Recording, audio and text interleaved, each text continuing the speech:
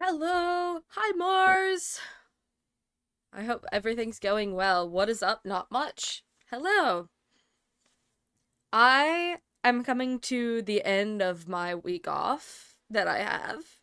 So I have decided that I will stream one more day. Hello. Hello, everybody. Is my music too loud? It sounds loud to me. I think it might be a little loud. It's okay. Um, I don't know if Dizzy's actually gonna be here, but the other day she asked me to go back to Ace Attorney, and I was gonna stream yesterday, and then I woke up at 2 p.m. and 2 p.m. is usually the time that I go live, so I was like, that's not a good time. Um, so I might wait, and then I was like, maybe tomorrow. And then I got up at an okay time, and then I was deciding whether or not I wanted to go live until the minute I pressed the go live button. And now here we are. I have been so tired recently. So I'm like I just can't, I'm trying to get up and just go anyways, even though I don't really want to. So this is probably going to be a shorter stream. Um so I ended up finishing, obviously we did most of Phoenix Wright's journey on stream. Ad block. No, it's over. We did most of Phoenix Wright's attorney on stream, but I decided that I would finish it off stream because I was like I had like just a little bit left of the like case that we were doing, and I was like I don't know if I want to stream to do all this, and I couldn't find time to do it, and I was like I don't know. So I just completed it off stream. And then I guess in this version there's like a special case um that I didn't know existed. So we'll do that and then we'll move on to the next game, and then we can keep going trying to complete because I have the whole trilogy that needs to be played through. But I don't know anything about this other case. Like I haven't even looked into it because I finished the case, the last case. And I was like I need to save this other case until I can stream it, which was like this was like weeks ago that I finished it. Sorry, Roman. Hi, Roman.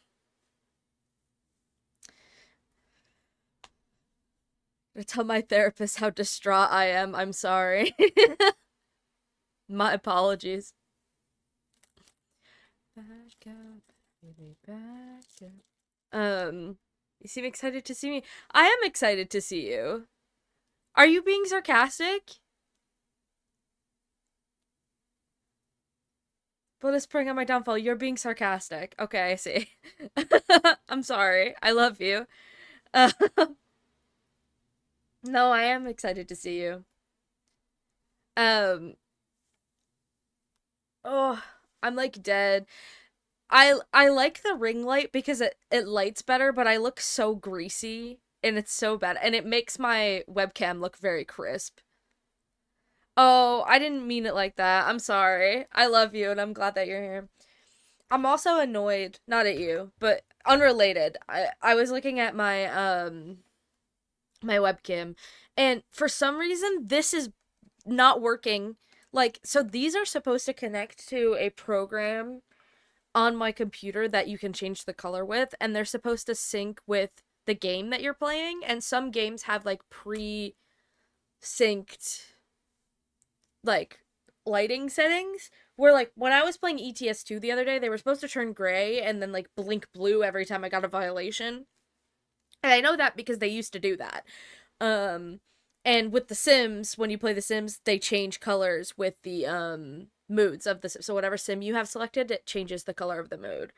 Um and you can set up custom integrations for other games, but some of them come pre like programmed, like ETS2 and The Sims, and I know there's other games that have that.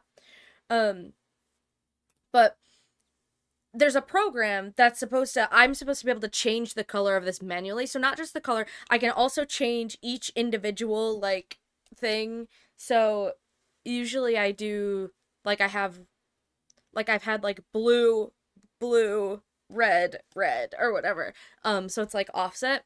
Or you can have it like cycle through colors or have like specific animations. There's also an integration for Twitch where when people sub it like flashes, which I haven't gotten a chance to set up. Um but anyways, it's just not working. Like the program doesn't open and it doesn't even register like the games anymore. Like even before when the program wouldn't open, it would still register the games, it just doesn't. And I don't know why. And I think the only solution I'm gonna have is I'm gonna have to delete all of the programs and then re-download them and then see if that fixes it, which is really annoying. But like this happens a lot, and usually if I go into Task Manager and like stop all the processes, it sorts itself out. But it's been like months, and I don't want to be green anymore because this is like the default color that it defaults to because they're Razer headphones. And yes, I would love help later. I mean, I know how to fix it. I think I'm just lazy. Like, that's so much work. And I just don't know why they just can't work properly. But I'm like, oh, that it like flashing when I get a sub would be so cool. Fun fact about these headphones, they also have a cosplay mode where you can select in the program what color you want them to be and then attach them to a battery pack and like wear them outside. Not even as just as like, you know, like for cosplay, like to conventions. That's what it's meant for. I was like, that's fascinating. What a choice. I mean, I could see how it could work with some cosplays, but I would never wear this pair of headphones is really expensive. I would never wear that to a convention. Like, that would be wild. Anyways. Please, please, please, please, please. Okay. I'm gonna actually open the game. We can actually play the game. How about that? Instead of just yapping. Like I said, I'm probably not going to be live for super long. Like, I'll be surprised if this stream goes an hour and a half. I'm trying to... I have too many VODs to download later. Oh my god, yeah. Honestly, it's good, though. Streaming a lot is good. It's a good thing. I need to be streaming more. But my schedule is just so inconvenient. And it's good to have those VODs and records and stuff. Ah. I was saying something and I forgot. Hi, Leanne. Yes, who up? Doing Ace Attorney.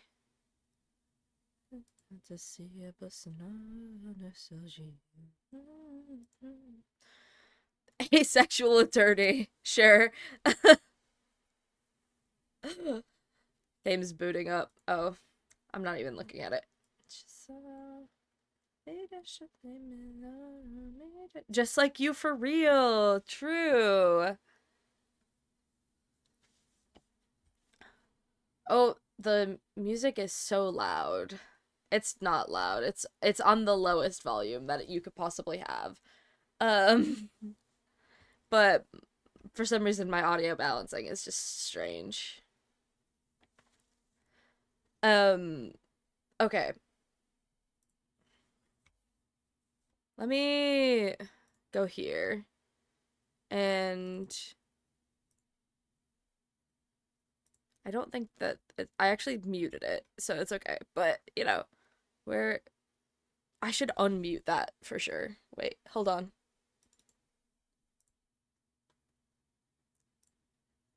Here we go. Boom. It didn't work for a second, and I was like, "Excuse me?"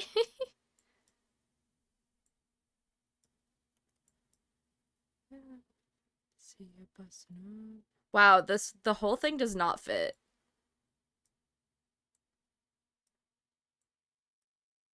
Why is it hating me? I'm like, sorry, I'm trying to... That's fine. I don't remember how I did this before. I guess.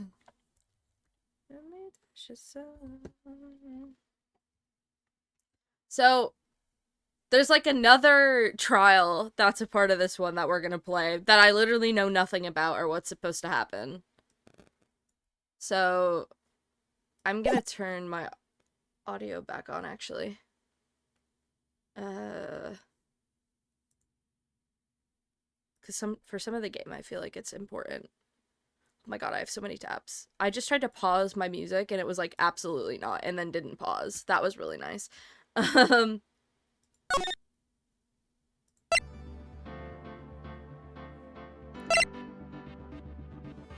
game is picking up, right?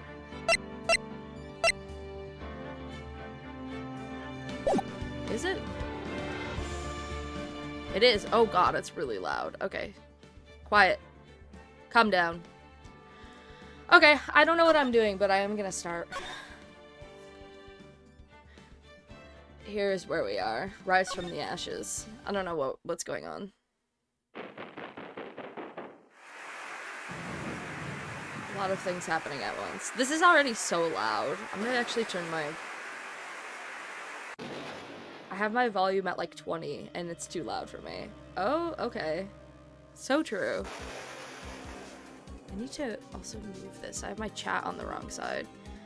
Goodbye, Roman! I hope therapy goes well.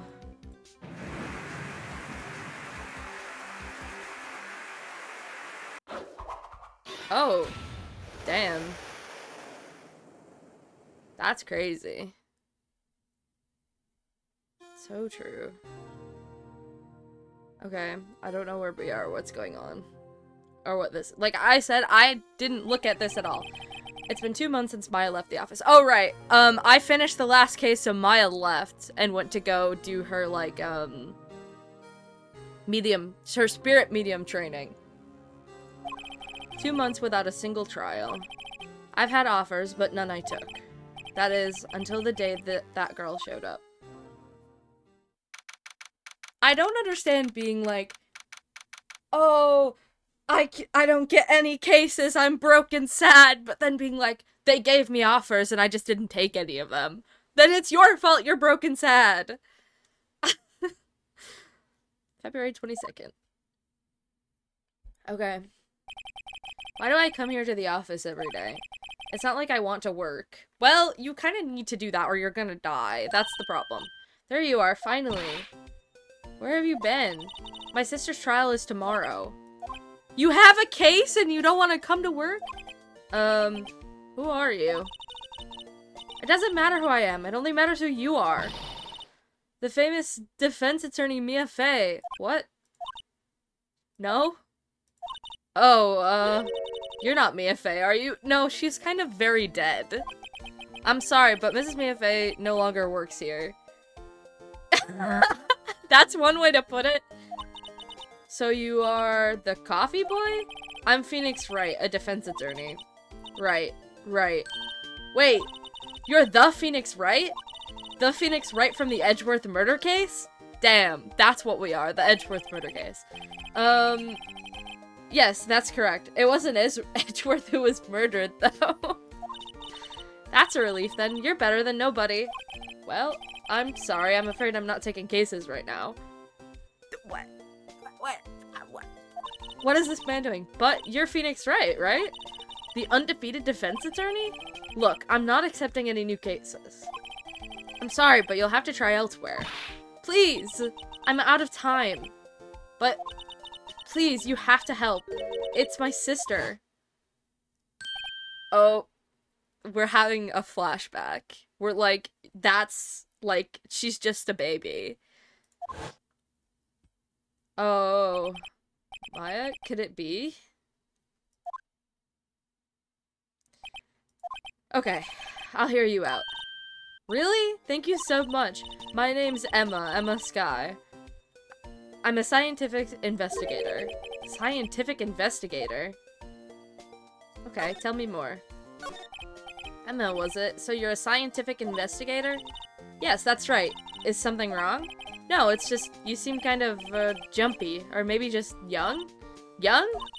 I'll be 16 years old this year.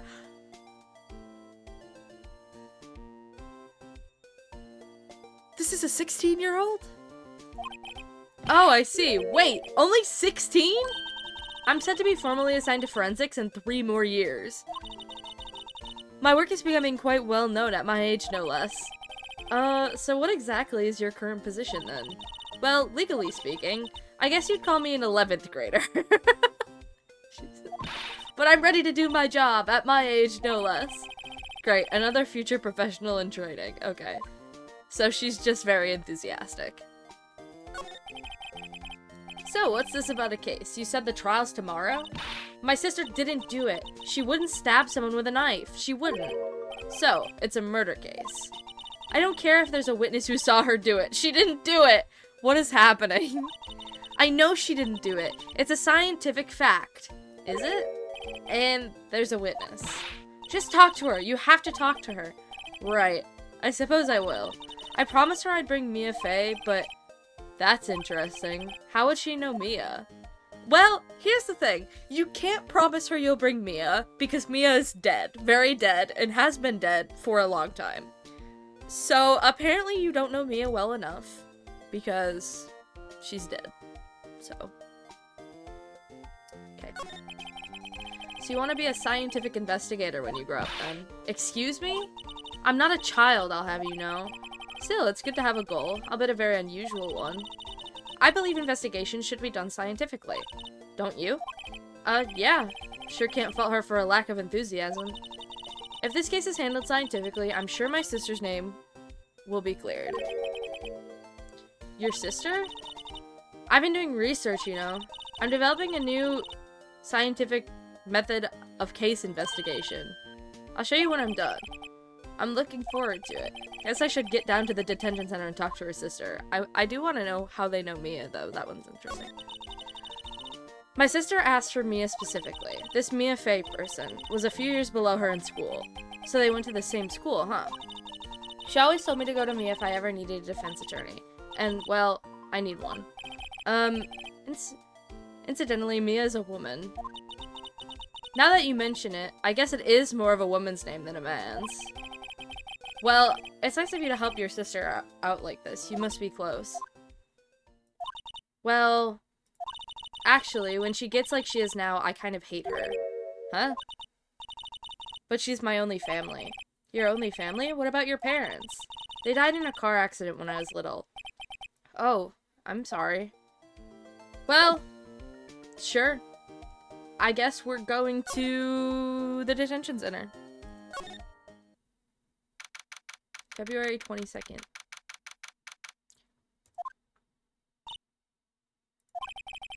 I wonder what's wrong with Emma. She got quiet all of a sudden as soon as we arrived. Guard, I thought I told you I didn't want visitors. Sorry, ma'am, it's just your sister. No excuses. Or did you not want to raise this year, Understood, ma'am. What was that all about? What is going on? Hello?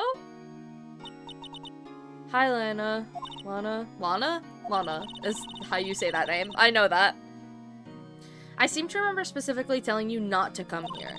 Perhaps my memory is failing? Look, I didn't want to come here either, okay? But your trial's tomorrow and you still don't have a defense attorney. I'll be the one in court tomorrow. This has nothing to do with you, Emma. Hello. Isn't that right, Mr. Wright? Hey, how do you know me? Mia mentioned you. I've heard quite a bit. I'm sorry. What exactly is it that you do? My name is Lana. Lana Sky. I'm chief prosecutor for this district. What the fuck? You're a prosecutor? Why do you have witness of you stabbing somebody if you're a prosecutor? What's going on? Whoa. 2 sisters, 1 a lawyer. Could this be a coincidence? Emma, Lana, I mean, they're just like... I mean, they really are. Is something wrong, Mr. Wright? Okay. What's going on? There's something you should know from the start. Which is... the suspect in this case has confessed to the crime. Huh? Wait, but the suspect is... What is happening? What is this case? Me. I did it. Well, Mr. Wright? Well, Why don't you begin by telling me exactly what happened? The crime took place yesterday, February 21st at 5:15 p.m. That's quite specific. It was in the witness's deposition. A witness clearly saw me committing the crime. That was a bit of bad luck, wasn't it? The crime took place in the underground parking lot at the prosecutor's office. The body was found in the trunk of my subordinate's car. The prosecutor's office, huh? In your subordinate's trunk? Classy. I was arrested on the spot, caught red-handed, as it were. Well, that's just great. Okay. So, who is the victim? An investigator with the police department. I suppose the correct term is detective. A detective? Death was due to a loss of blood. He was stabbed once in the stomach. By you? Death wasn't immediate, but the wound was fatal. I see. Allow me to repeat myself, Mr. Wright. The victim was a detective. You know what that means, don't you? Uh-oh.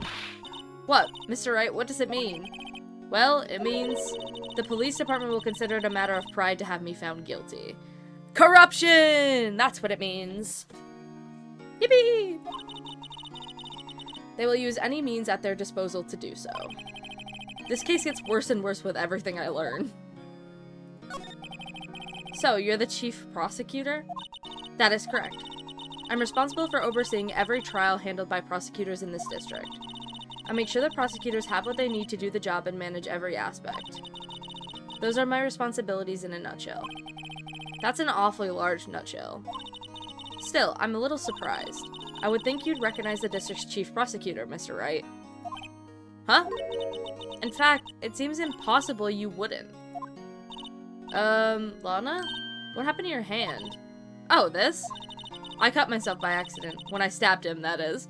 What is going on? Like, where are we right now? Whoops, accidentally cut my hand when I stabbed this guy.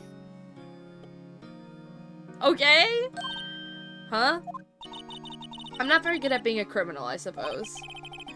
How am I supposed to defend this? Time to change the subject. Wait, she was in the class ahead of Mia, wasn't she? Okay. You were in school with Mia, correct? A few years above her? Emma told you that too, did she? Well, why not? I did drag him all the way here from his office. Although it seems he has very little in common with Mia. Hey! It was in law school. I was in my 3rd year and she was auditing the class.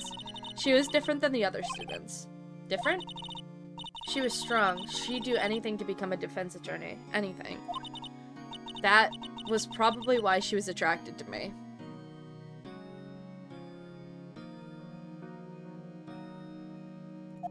Gay?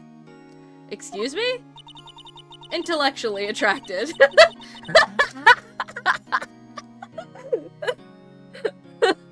Lana was top of her class in school. I was the best there was. Oh. Me and Phoenix are like, hello? I'm doing pretty good in school too, by the way. It sounds a bit different when Emma says it.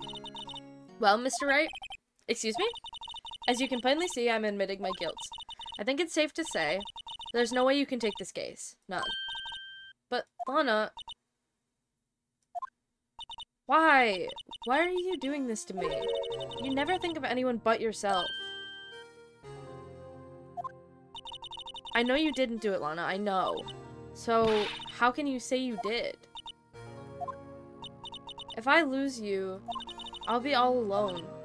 I hate you, Lana. Oh, Jesus. Okay. Oh, I love that we have a fully illustrated, like, shot of her back. Like, that's really funny to me. Mr. Wright? Yes? I believe our discussion here is ended. The rest, I leave to you. You mean you're requesting my services as your defense? Don't lose any sleep over it. Your client has confessed, after all. The case is over. Right. I'll do what I can to get to the bottom of this. Lana has confessed to the crime, yes. But something doesn't fit. It's that look in Emma's eyes. There's something else going on here. And I'm going to find out what. Okay. I'm sorry, Mr. Wright. Huh? About what? My sister. She's not always like that, you know. I just never expected her to be defending another prosecutor again. She's changed a lot. She used to be so gentle, always smiling. Everybody liked her. I see. Sorry, but I'm having trouble imagining that. What happened to her?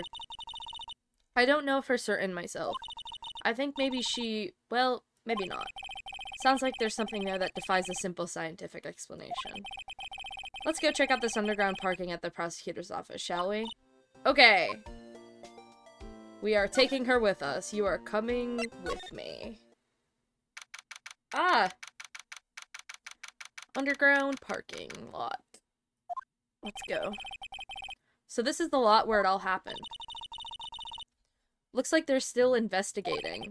Funny that my first visit to the prosecutor's office should be like this. Hey everyone, keep up the good work! Yeah, okay. Hey, what are you thinking?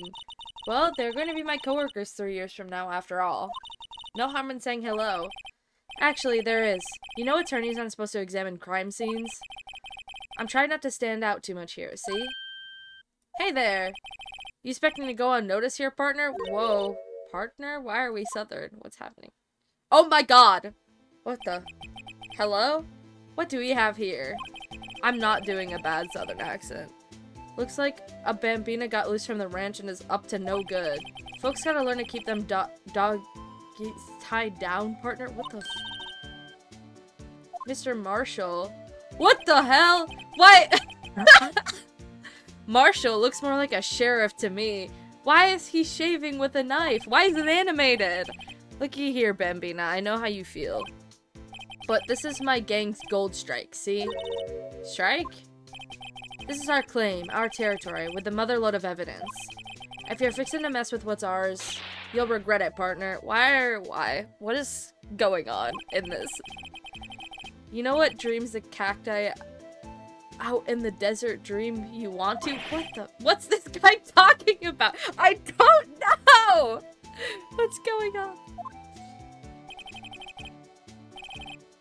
I didn't like that one. You head along home now. Happy trails, Bambina. What the? Was that a hombre a friend of yours? Kind of, sort of. Yeah, he's a detective. Who thinks he's a sheriff from the Wild West, it seems. Okay. Let's investigate. What's this? A wallet? Excuse me, officer. Wait, what are you doing this right? What am I doing? I just found this wallet, so I'm handing it over to the police. I don't believe it. This is real basic. Anything at a crime scene is evidence. Let's be scientific about this, please. Just put it in your pocket. How is that scientific? Sounds like theft to me. Wallet hastily stuffed into pocket. I feel like we should be opening it and looking at what's inside of it. I'm called to duty already, and at my tender age. Here, I'll teach you the trick to examining evidence in detail, okay? By the way, her eyes are sparkling. I can tell she's been waiting for this. Okay, now, look at the court record. Okay? Ah! You have to be sure to examine evidence carefully on all sides. Now let's start examining from every angle. What the f- Whoa! What am I- You should check it out with a press of- Okay. It's- Okay. Hello. This is an ID card.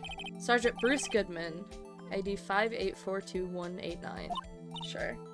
See? Well, isn't scientific investigation useful? I guess, though I don't see what science has to do with it. Goodman's ID added to the court record. Okay. Let's be sure to examine every piece of evidence we find. I guess I've got to be on my toes from now on. Okay. Anything else that we can... Look, a door! This must mean something. I'm not sure that doors mean anything. No, it won't open. A mysterious lock. I failed to see what's mysterious about it. Mr. Wright, you need to learn to enjoy life more. She's really like, damn, you're miserable. Please grow up. Let's finish our investigation first, shall we? Here, a phone. Let's see if it works. Hey, don't touch stuff we don't need to be touching. I can't hear anything. My ears! No, my ears! Maybe it's due to the barometric pressure. Okay, sure. What is she babbling about?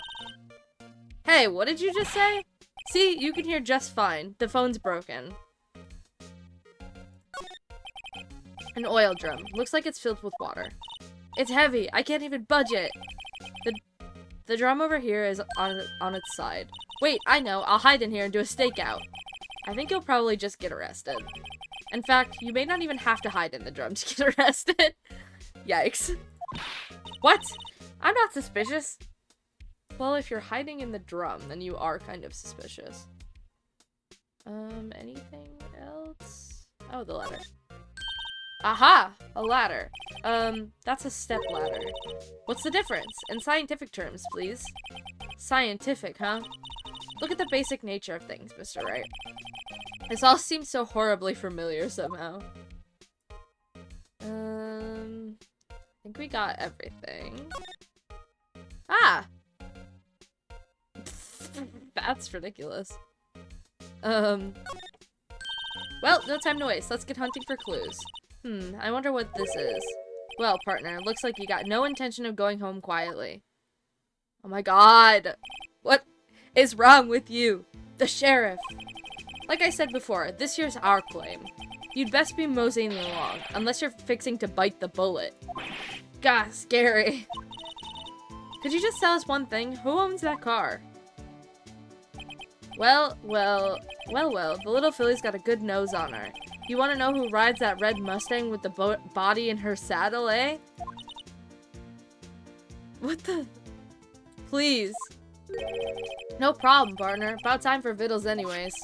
Get yourself to the saloon up on the 12th floor of the prospector's office. Might just find you a cerveza you like. What the prospector's office? Where does this guy think he is? And when, for that matter. Note to self, look up Vittles Saloon Cerveza. Maybe we should check out room 1202, the High Prosecutor's office. Okay. In any case, stay away from the car. You can look around here all you like, just keep your paws off our claim. Right, great. Great, maybe there are some clues around here, Mr. Wright. Let's check it out. Excuse me? Were you two all set? Us? What is happening? Oh, another character. Hello. What's this? She couldn't be. Hi, Arden. I'm playing, it's like case number 5 in the first game, I guess. It's an extra case that I think is, like, specifically from the trilogy that I bought. Like, it was added in for this version that I bought. So I don't really know what's going on, but I figured I would play it anyways. Like, I think it's, like, the remastered thing. Like, it doesn't exist on, like, the actual original. I'm doing well. How are you? So I'm a little bit lost at times, but, you know, I'm enjoying it. I'm having a good time. Okay, you're selling lunches here? This is a crime scene. Oh, thank you. Hello, half and half, was it? Oh, thanks. And you, sir? Yes? Oh, some crunchy goodness coming at you. I'm well on the boat. We've got 2 days at sea and I hate that. Oh. I was gonna say have fun, but if you hate it, that's not fun. Thanks. Interesting way of doing business. This area is off limits to anyone without clearance, especially passersby. Or are you officers? No, but you don't exactly look like the type to have clearance. Well, that's hardly a way to greet someone. Even if my days as the cough-up queen are over. Cough-up? Huh? You know, I'm feeling kind of full. Maybe I'll pass on lunch. I'm quite connected to this case, you see. It's not my favorite, but it's fine, I'll live. I gotta head out now, but I want to say hey and have fun. I hope it's okay. Thank you for popping in. I appreciate it. Have a great day. The images are burned into my eyes, you might say. Yes, all the sordid secrets. Secrets? Dear me, you're a slow one, aren't you? I'm referring to the murder, the stabbing of that detective. What? A witness clearly saw me committing the crime. Ah. You mean you're the witness my sister was talking about? Please, cough up, Queen, tell us what happened. The name is Angel Star. Don't you go forgetting it. Or before you know it, I'll have you whimpering at my heels. Whoa! Okay. Okay. Yes, ma'am. Yipes, she means it. Okay. I don't like that one. Okay, what do you want? Case. Somehow, I knew. Yesterday was a day of destiny. I knew something was going to happen. Just like I know that the daily special on Friday every week is salmon. Destiny? Was yesterday special for some reason? You're a defense attorney, right? You should know then. You should know the foul misdeeds of the evil ones who haunt this den of inequity. What the hell? Evil ones? Prosecutors! They have no qualms at all about blackening the name of innocence. And yesterday they paid homage to the most evil one of all. They gave an award for King of Prosecutors. What a farce. So she's saying there was some sort of prosecutors convention yesterday. I was almost compelled to lace their lunches with something foul. That's a crime. Do you have a personal grievance against prosecutors or something? Or is there some kind of scientific evidence of this, evil? Young miss, mock me at your own risk. You'll soon find out why they call me the cough-up queen. Hello? Ew. The most heinous of all the evil ones, the one they awarded yesterday. It was in his car that they found the body. Proof that he devours the evilest lunches of all. Really? Really what? I'm totally confused. One thing's clear, this lunch lady has a thing against prosecutors. Hi, Gear! So, what exactly was it that you witnessed, Miss Star? It was a fascinating spectacle, to be sure. I now feel I know what they say when they talk about a woman's wrath. To see Lana Skye wield that knife so... Her knife flashed in anger, bringing him to a sad end. It was truly a sight to see. You mean you saw the very moment of the crime? The sound of his silvery ties to this world being cruelly cut still rings in my ears. This is so dramatic. This case is so, like, gory. Like, I don't know what it is. Like, I feel like we're so aggressively violent here. The other ones didn't seem as violent. I don't know why. And the rhythmic beat of Lana Skye's knife. Wait a second. You know Lana Skye? Hello, lemon that doesn't produce lemonade in any way. I do not. You're so right. Of course. It's quite a feat becoming chief prosecutor. How many lunchboxes of sin did she pack to make that journey, I wonder?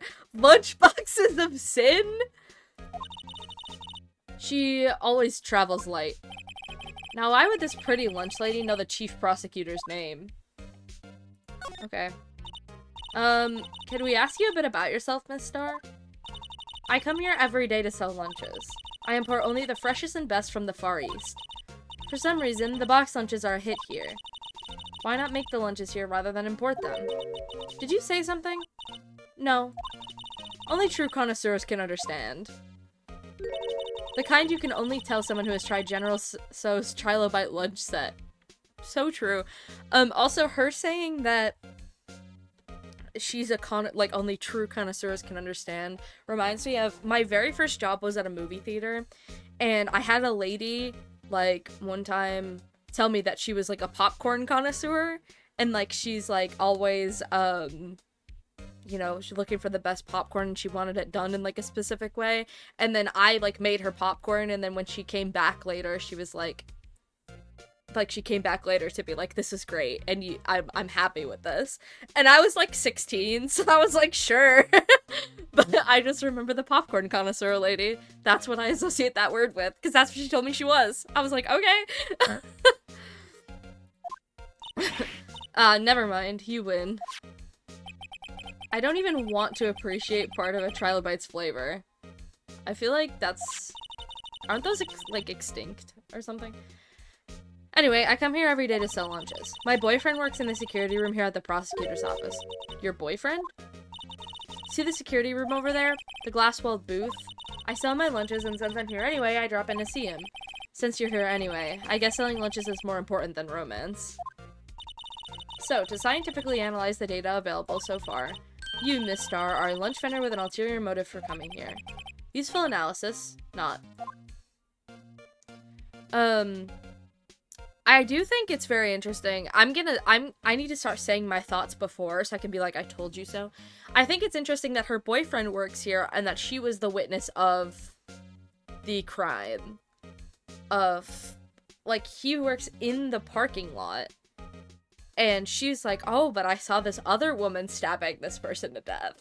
So, like, you would want to, like, cover your boyfriend if he would also be here at this time. Maybe it was him. I don't know. I would say, like, oh, but the other, Lana, like, admitted to doing it. But also, so did Edgeworth, and he literally didn't do it. So I don't, like, some people are just insane. And they just don't, they're just wilding. That's it. Okay. Prosecutor's office. Did you have a bad experience with a prosecutor, Mrs. Starr? I sense some hostility. Hostility? Ha, perhaps. Prosecutors are all alike, and the bigger they get, the worse they smell. Kind of like 10-day-old clams in the chowder. I wonder if Mrs. Starr was involved in some sort of legal trouble in the past. That'd be a sure cause of food poisoning, scientifically speaking, of course.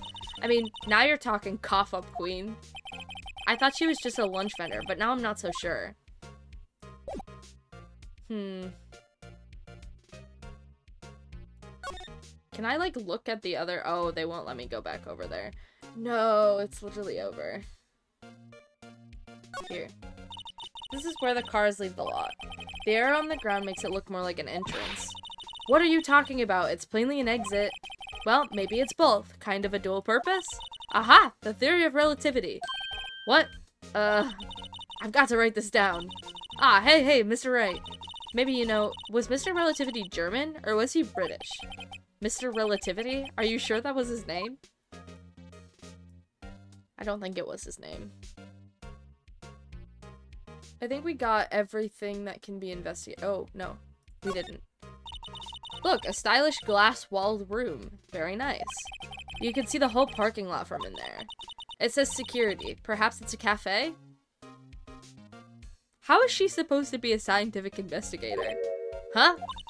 Cafe security. Yeah, that must be it. Let's check it out later. I hate to break it to you, but I think it's probably just a security guard office. You know, I scored a 97 on my science test the other day. Too bad they don't have a test for common sense. Yeah, that one was rough. Wow, girl. Okay. We already said everything that we can to her. I don't think we can give her anything. Let's go to the High Prosecutor's office. High Prosecutor's office. Okay. This is the kind of room that just screams, I can do the job. This is a very dramatic room. Quite a change from your office, really. Thanks. Look, there's a trophy or something here. A trophy? What, that shield? It takes real nerve to display stuff like this. It's kind of just on the couch.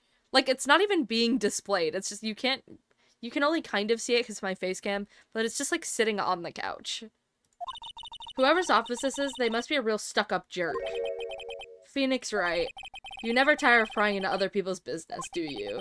That voice. Yeah, there he is. Long time no see, Edgeworth.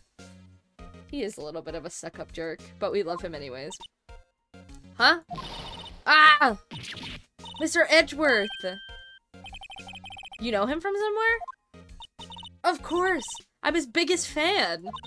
My sister introduced us once, and... Right, her sister's the chief prosecutor after all. I too like to put my trophy on the couch. Literally, like, you have a whole thing behind you of, like, shelves, and you put your trophy on the couch? Edgeworth, what are you doing? What are you doing? Well, what brings you here? I'll warn you, I've been known to be a real stuck-up jerk. No, did I? No! It was just Mr. Right here, Hey, don't blame me. We're just here to investigate a murder case. Murder?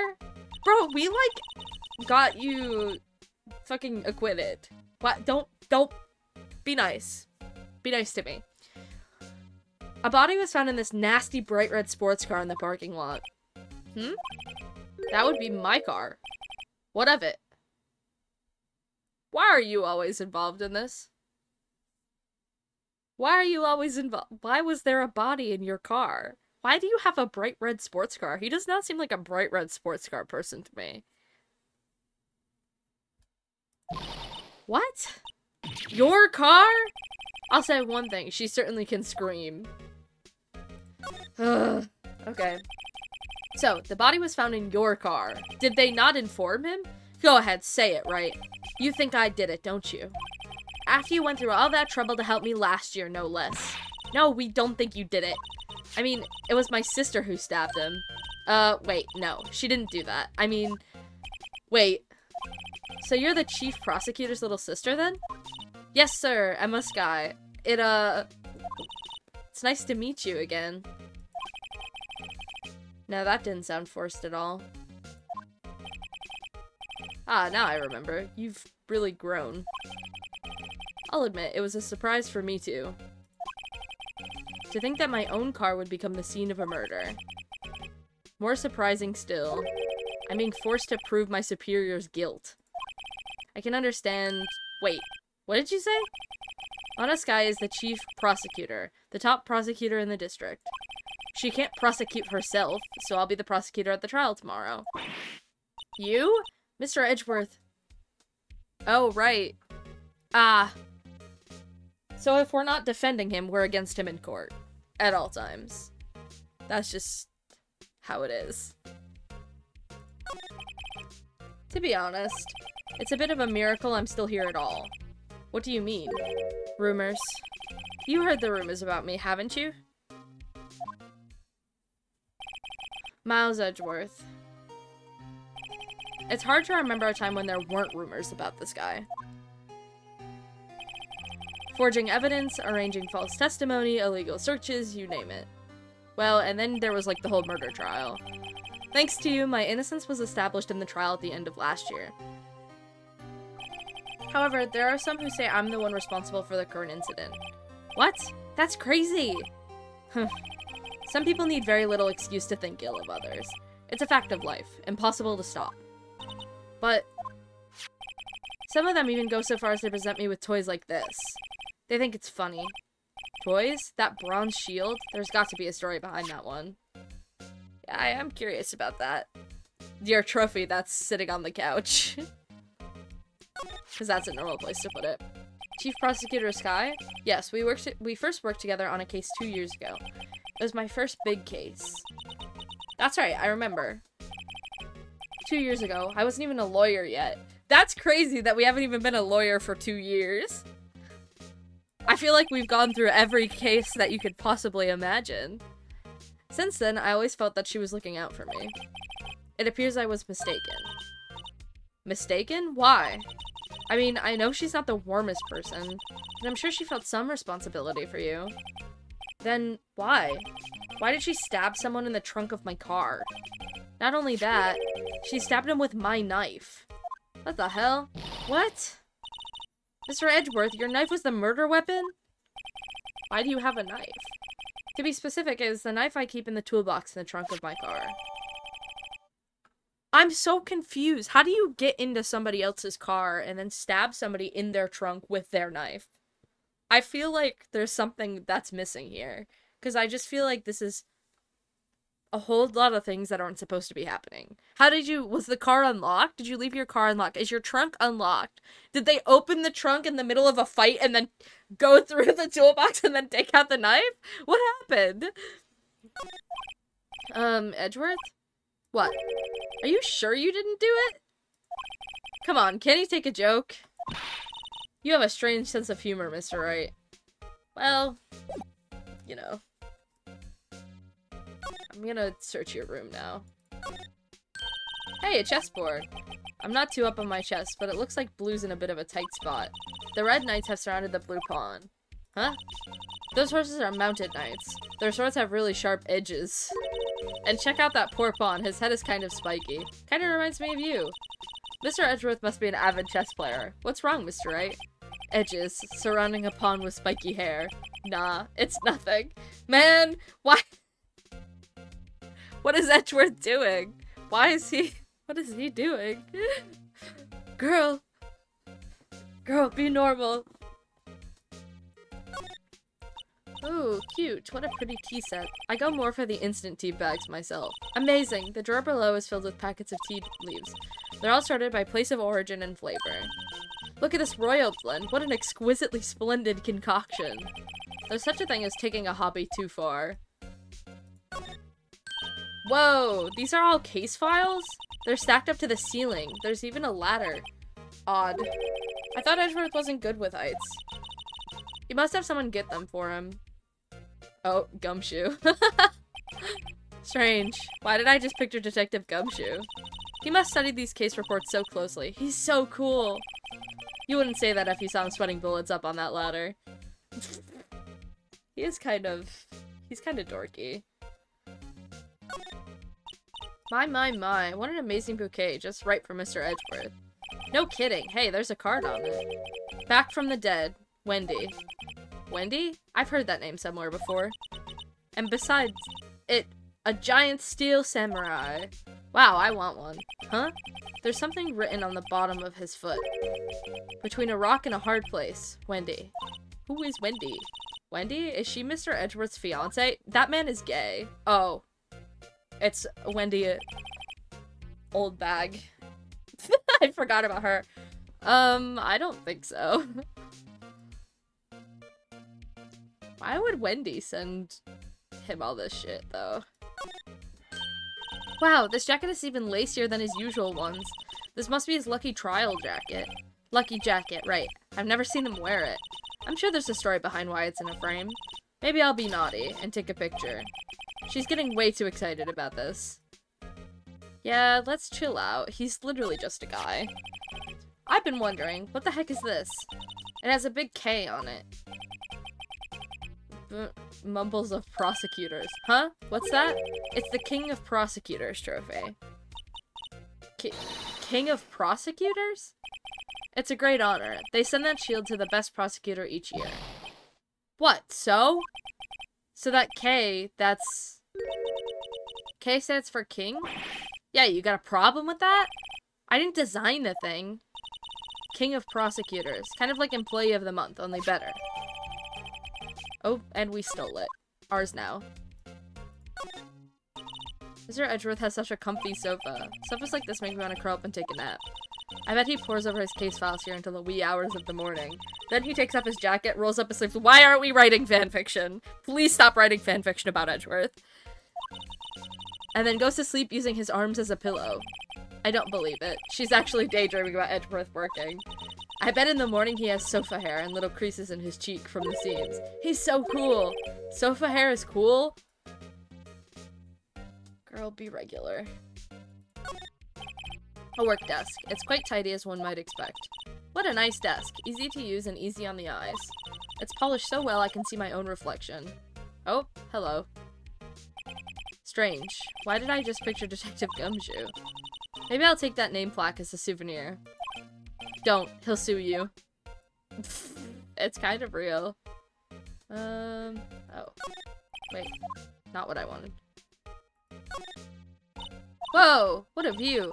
It must be nice to have an office on the 12th floor. I guess you would feel important. Incidentally, were you to jump out this window, the time until impact with the ground would be... Got it! Approximately 3.23 seconds. That's handy to know. Oh, great. Because that's what I want to think about. Anything else here? No, I think we're out of things. I don't think there's anything else.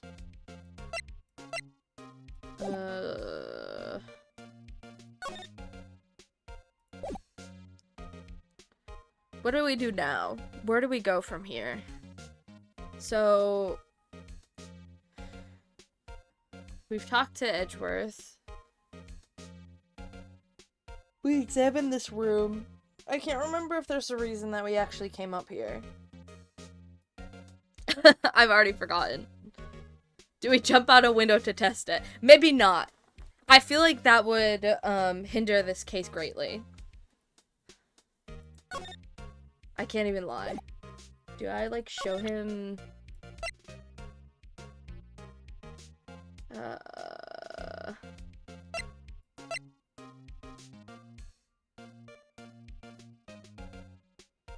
I'm gonna just do this. Oh, I need to be like looking at the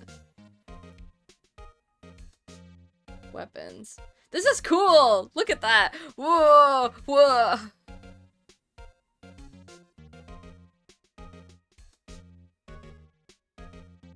There we go. This must be the victim's blood, right? Either that or Edgeworth cut himself peeling an apple. What's Edgeworth doing with a knife like this anyways? Hey, maybe he spends his weekends roughing it in the wild. Edgeworth in the wild? I think my fruit peeling theory is more likely. Are you kidding? I always pictured him as an outdoorsman.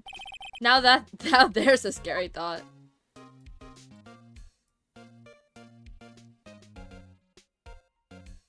I think it's literally just the blood. This is such a cool... You can tell it's new because, like, this is... Oh, he's looking right at me.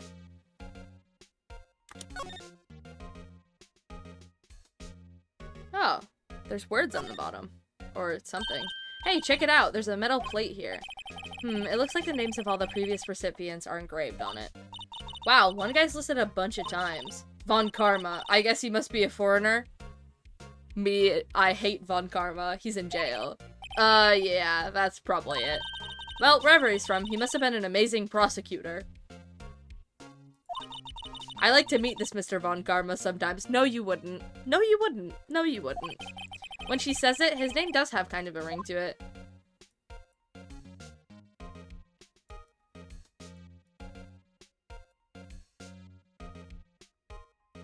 Is there anything else?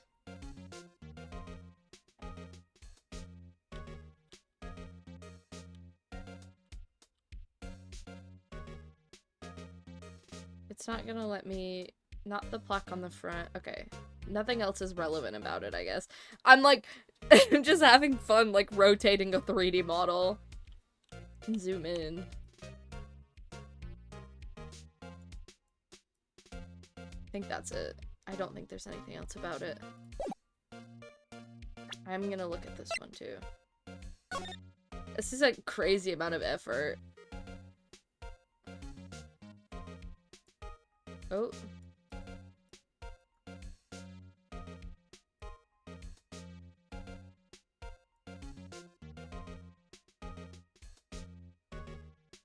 What did I just do?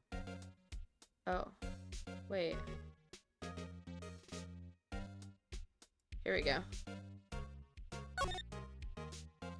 A name and ID number are written here. Sergeant Bruce Goodman. What else would they use? Letters, silly. They're the reason we have a written language in the first place. True. Sergeant Bruce Goodman. So true. See, wouldn't that be better? Well, it does have a certain ring to it. Exactly my point. It doesn't take much to amuse her.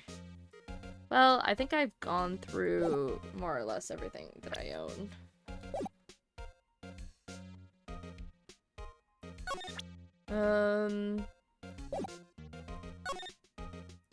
I don't know what else I'm supposed to do.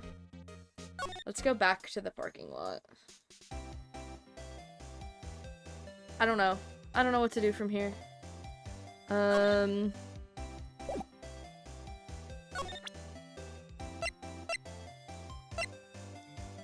What if I showed him the ID?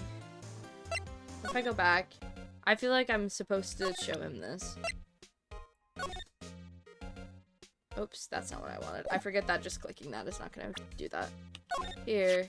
Say, Edgeworth, I was wondering about this. Mr. Wright, huh? What?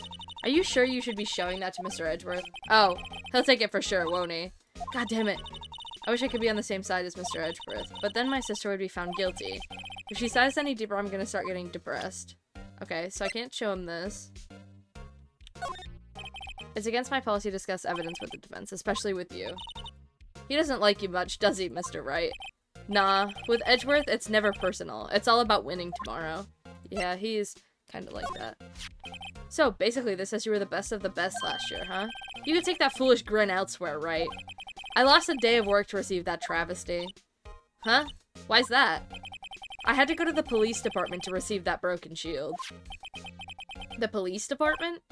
Yes, right next to the police station downtown. You've been there, haven't you? Where Detective Gumshoe works? Yeah. I was wondering something about your shield. Why is it broken? What does it matter? I've got more important things to worry about. Oh, right. He doesn't seem too concerned about his award, for better or for worse. Yesterday was a very busy day for the prosecutor's office. Maybe we should ask him more about yesterday? Is it gonna let me talk to him? The day of the crime, yes. So that's what I had to do. Could you tell me more about yesterday, the day of the murder? Yesterday was the annual cleaning day at the prosecutor's office. Cleaning day? Working with the police department, we sort and file all evidence for solved cases. We call it evidence transferal. Wiping your hands of old cases, in other words. No, I wouldn't call it that. Oh, and another thing. A ceremony was held at the police department. There's an annual review and awards for outstanding police officers and prosecutors. And that's when you got the shield. I was at the police department yesterday afternoon. I got back here at 5:12. That's very precise. People like myself and Mr. Edgeworth pride ourselves on our precision, Mr. Wright. You pride yourself on your precision? No, I place little faith in my memory. The only thing I trust is solid evidence. Oh. He has a parking stub. This is the parking stub for the underground lot. The murder took place around 5:15. Wait, so there was only 3 minutes for him to, so he, you know, checks in, parks his car, walks all the way up there. 3 minutes between that time and the time that the murder happened and when they put the body in his trunk. The car was still, like, warm at that point. So the murder happened right after you got back. What, right? I'd appreciate it if you direct that suspicious glare elsewhere. Hello? Excuse me, but is Mr. Edgeworth, anywhere on the premises? He's right there. I'm Edgeworth. What is it? I'm here, sir, at the request of the chief, sir. I've got your report, sir. Report? What? Did you find new evidence in the case against Chief Prosecutor Skye? I don't like the way this conversation is going at all. Skye, sir? No, sir. No name of that kind, sir. Not in this report, sir.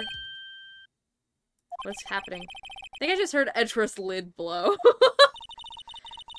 Mr. Edgeworth's lid isn't on very tight, is it? No. It's really not. I made a clear request to the police department, did I not? I need to focus on the trial tomorrow, so don't bring me anything unrelated. Sir, but, sir. I'm just following orders, sir. They told me to bring this to you. I wasn't aware of the particulars of your arrangement, sir. Give me your name. Yes, sir. Meekins, sir. Officer Meekins. Right. Officer Meekins, take your report and leave. And good luck with that raise next month. Oh. But sir, I didn't know. Poor guy. Looks like he was absent on the day they gave out brains and good luck. That's a fascinating thing to say. Looks like he was absent on the day they gave out brains and good luck. That's wild.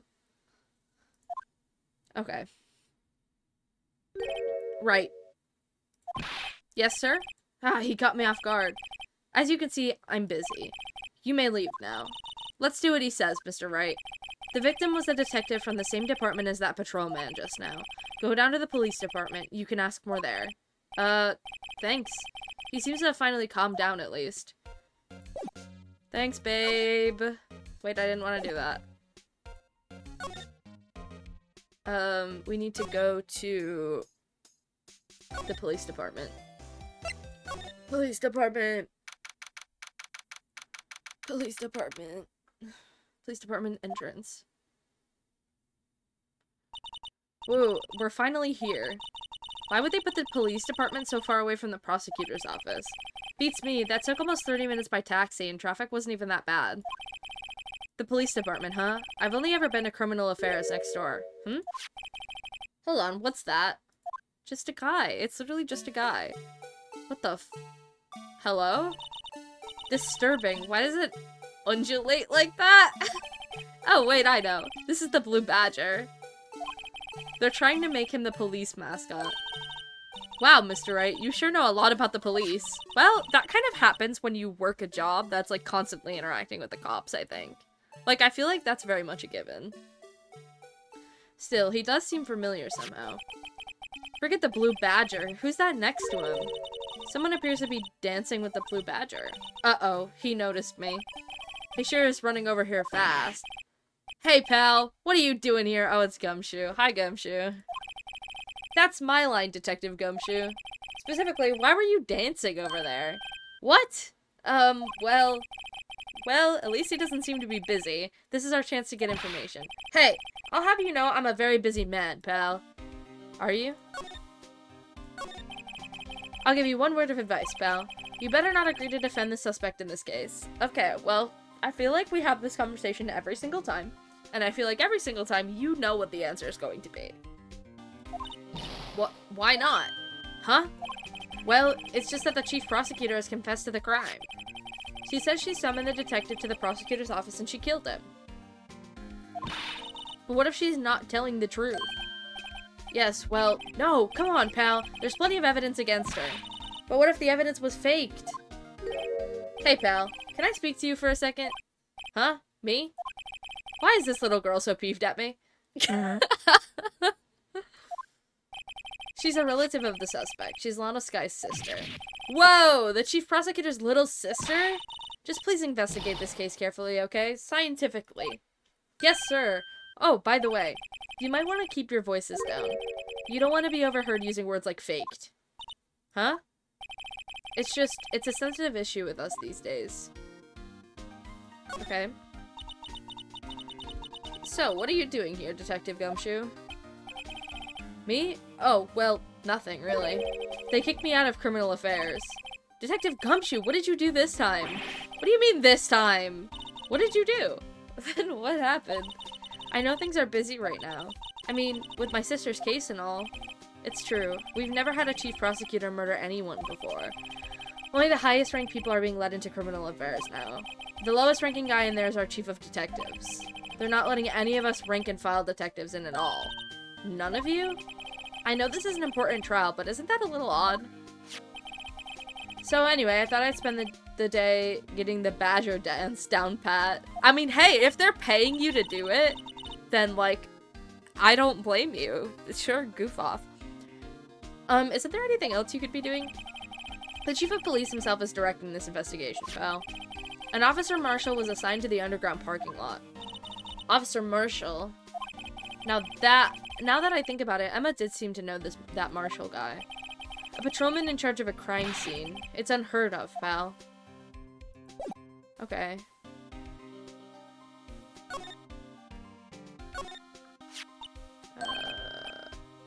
What? The Dancing Blue Badger? It's my masterpiece. He made it? Oh, I like how it has a handprint. I didn't even see the handprint, like, on its face. You made this, Detective Gumshoe? The chief threw together some designs, and I just did my thing, pal.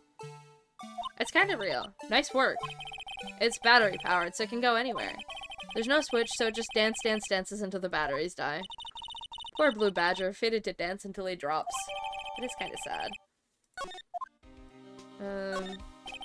Look, that patrolman is saluting the other guy. He must be a detective. And then I said, hey, you do that, your soup will get cold, buddy. That's hilarious, sir. I laughed so hard I cried. I guess he wasn't saluting, he was wiping tears from his eyes. They make a good pair. I always get excited when I come to a police station. Why is that? It just feels like I've jumped into a movie. Huh? You know, with all the police and criminals. Well, I don't know if this is all that exciting. Sure it is. Look at those two officers over there. They're probably talking about the latest bust. Funny, I thought they were talking about the weather. Mr. Wright, do you know why patrol cars are painted black and white? No idea, why? Well, I think they're designed after a panda. Girl, a panda? Not that I have scientific proof, it's just a theory. A game theory. Sorry. Do you mind me asking how you came up with that theory? It was when I was on a school trip. I saw a patrol car and it came to me. We had just been at the zoo, see? What about zebras? Or do they not have those at your zoo? Banner here is announcing the crime-fighting campaign. Nice slogan. I wonder if they'll be selling fingerprinting sets. I don't think it's that kind of campaign. What family wouldn't want a set at home? It's good for finding out who snuck into the cookie jar. I think most families can figure that out without the extra help.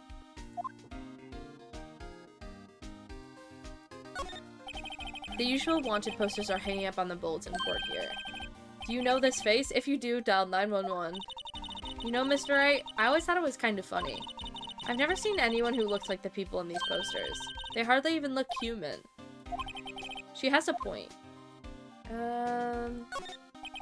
The detectives in there look pretty busy. Just imagine, right now, behind those doors, a police drama in action.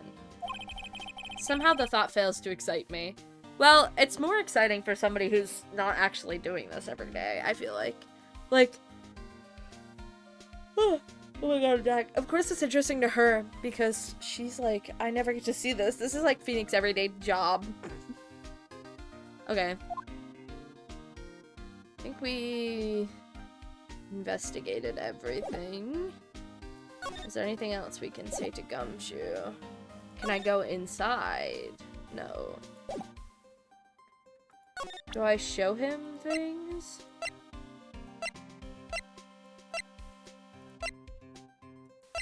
What do I do? What do I do now? I feel like there's more I should be doing with Gumshoe. I just don't know what it is. Because he didn't really tell me anything of interest.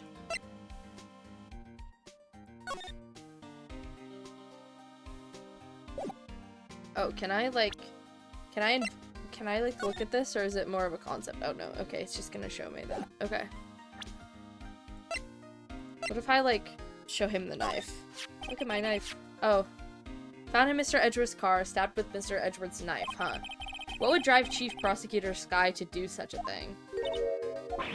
Wait, I mean, sure, of course someone else really did it. Someone who must have a grudge against Mr. Edgeworth. The car and the knife do seem a little too well organized to be a coincidence. Poor Mr. Edgeworth. What could have happened? We have to find out a little more about what's going on with Edgeworth. Oh, trophy. Hey, that's it. That's the King of Prosecutors award that Mr. Edgeworth got yesterday. Were you at the awards ceremony, Detective Gumshoe? Of course, pal. I got an award for diligence myself. Ah, congratulations. I was wondering, why is the award a shield? And why is it broken? Oh, there's a reason. I'll tell you what it is later. Apparently he's forgotten. But I was proud of Mr. Edgeworth for winning that award. Even with all the naysayers in the prosecutor's office. Naysayers? Must be because of the rumors.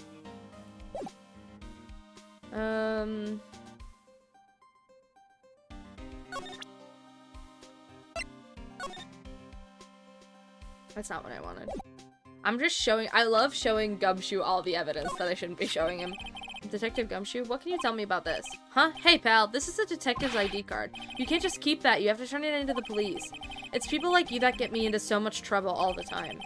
Meaning Detective Gumshoe must drop his card a lot. Let's see. Bruce Goodman. Goodman. Sounds familiar. Nah, my mistake. But didn't you work together with him in criminal affairs? Whoa! Now I remember. Bruce Goodman. He's the victim. That's what I thought. Can you tell us more, Detective Gumshoe? So, this ID card belonged to the victim? He was a detective like myself. Detective Bruce Goodman. Don't you think it's strange? I mean, why would the victim's ID card be lying on the ground where we found it? Well, Detective Goodman should have been at the police department yesterday. There was an evidence transferal for a case he handled 2 years ago. Evidence transferal. Mr. Edgeworth mentioned that too. I feel like after being stabbed, somebody's wallet and ID card being on the ground is like a very straightforward thing. Like, why was his ID card on the ground? I don't know, probably fell out of his pocket when he was being stabbed. But Detective Goodman was killed at the prosecutor's office. Well, that's the thing. It's hard to say this, but word is that Chief Prosecutor Sky called him out there to the parking lot. And Lana's confessing as much. Edgeworth. He's in a tough spot again. Again? Oh, we're going back to the... But why did I go again? As if we weren't his defense attorney. Well, it all started with the murder of that defense attorney, Hammond. But Mr. Edgeworth was found innocent. Listen, pal, there have always been rumors about Mr. Edgeworth. Forging evidence, making deals with witnesses. Nothing outright, but there were always whispered rumors. Ever since he was accused of murder, no one's whispering. They're practically shouting. But there's no evidence against him. Well, Mr. Edgeworth has always had unusually strong ties to the department higher-ups. It's only natural that people would be suspicious. I had no idea he was under the gun. Anyway, this latest case has started a new rumor. People say that the only reason he took this case is because he's aiming for the chief prosecutor position himself. What? But I know the truth, pal. Nobody wants to be the one who has to prosecute the chief prosecutor. Mr. Edgeworth is biting the bullet on this one. He's doing this for all of us. Hi, Dizzy! Thank you for the 4 months! It is a gay person, hi. I went back to Ace Attorney like I told you I was gonna do. I was a day late, but I did it. And that's all I know about that. I'm not officially on the case, you know? Thank you. Why aren't you handling the case, Detective Gumshoe? Well, we've already established that all the higher-ups are working on it, and that's why. We met the guy who is. What was his name? The guy in the parking lot. Marshall. That'd be Officer Marshall. He was appointed directly by the Chief of Police. Officer Marshall. Is he some kind of Wild West sheriff or something? No, Jake Marshall's just a regular officer. From West LA. For a moment there, I wasn't sure. Look, pal, let me try and make things a little easier for you. Show them this, and they'll let you examine the crime scene, maybe. Detective Gumshoe's letter of introduction added to the court record. I'll be surprised if this gets us anywhere. Just act like you're supposed to be there, and nobody will look at you twice, pal. Okay, sure, whatever. So, the case that I'm doing right now is... It's the 5th case in the first game. I believe, if I'm not mistaken, it's part of the remaster, like the PC remaster, and so it doesn't exist. Like, it's only for this version of the game. Like, it's not actually in the original. Like, the original, like, that was released on the Game Boy or, like, the DS or whatever it was released on. So, it's a case with, the case of Lana Skye, where she is, just to bring anybody who might be watching up to speed if you don't know what's happening, it is the chief prosecutor was accused of murdering a detective, and we're trying to figure out if she did it or not, because she's confessing to doing it, like she's saying, I did it, and then her sister's like, you did not do it, stop saying that you did it, and so we're her defense attorney. Is this after we get Edgeworth off the hook? Yes, it is. And he is. We're actually going to go back and talk to him because I think we need to speak to him again. We actually spoke to him. Oh, never mind. We're back here. But we actually spoke to him because he's the prosecuting attorney because the chief prosecutor is the murderer, allegedly. We're defending the chief prosecutor, so Edgeworth is the prosecutor on this case, who's trying to prosecute the chief prosecutor. Yay! Okay. Looks like the investigation is still going. I have to be getting back to the shop. Sorry, it looks like I'll be stuck in this pit till the sun sleeps. I'll see you in my dreams tonight then, baby. Oh! Still here? Ah, hello. My brain says ouch. Yeah, it's a little confusing. Why the surprised looks? Didn't I mention? I got a boyfriend in criminal affairs, too. She said she has a boyfriend that works in security earlier, and now she has a boyfriend that works in criminal affairs. What happened to the security guard? Who's Emma? Emma is the sister of the person being accused. So she was the one that like basically marched up to the office and was like, my sister is not guilty, even though she's saying she's guilty. And so she's kind of like being not being dragged along. We're more being dragged along by her because she's like 16 years old and she's like, oh, I'm a scientific genius, and she's actually not very smart. So, hey, what's wrong, Bambina? You're looking like a... I don't understand. What is wrong with you? Okay. Jake Marshall. Strange guy to put in charge of a crime scene. Literally a weirdo.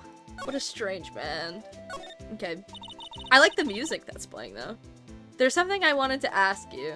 So this is the sister. And she looks so much like Maya, and then the accused looks so much like Mia. Like, it's, like, crazy. We haven't seen, like, I've seen the accused, but you haven't been here, but, like, it's funny. Not very smart, just like you. That's crazy. The scene of the crime, a cold grave for men who've lost their dreams. And me, I watch over them as they sleep, dreaming of the desert's harsh judgment. He's asleep. Well, should we show this hopeless case something to catch his interest? There's something I wanted to ask you. The scene of the crime. Okay, he's just gonna go to sleep. Okay, you're just going to sleep.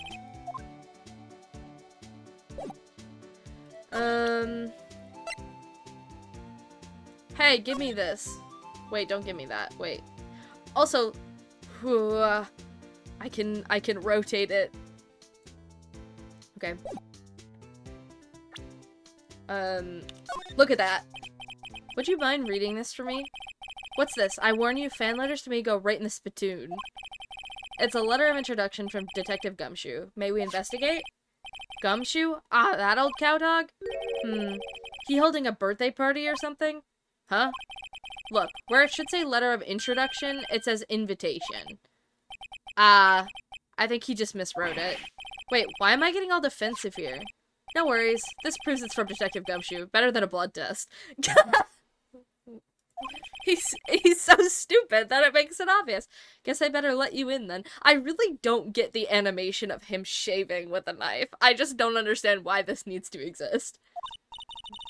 Thank you, Officer Marshall. Oh, that's right. He's a patrolman, not a detective. Which reminds me. Hey, wait a sec. Isn't a crime scene supposed to be handled by a detective or higher? Well, folks, the clues are calling. Welcome to our gold strike. Be like the settler. Strike out for lands unknown. Manifest destiny. Let's have a hootenanny. I just love the localization in this game. It's really funny. Note to self, police investigations are like settling land. Well, Mr. Wright, what do you say? I say I won't be needing this anymore. Detective Gumshoe's letter of introduction crumpled and discarded. Okay.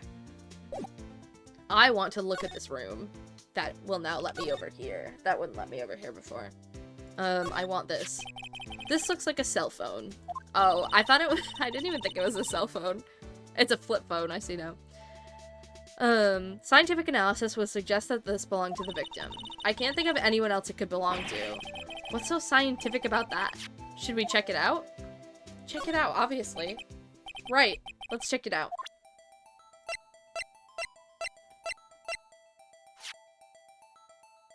That did that by itself. That was kind of scary.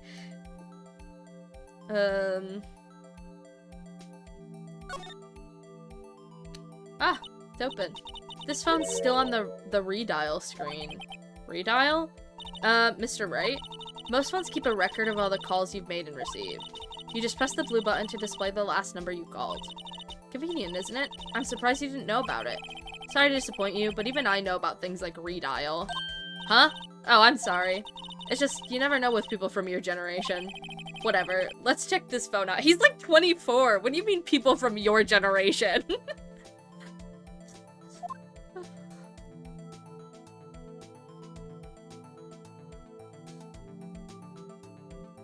Okay. Now, to see who the owner of this phone called last. Note to self, a defense attorney doesn't think first, he just pushes the button. Beep.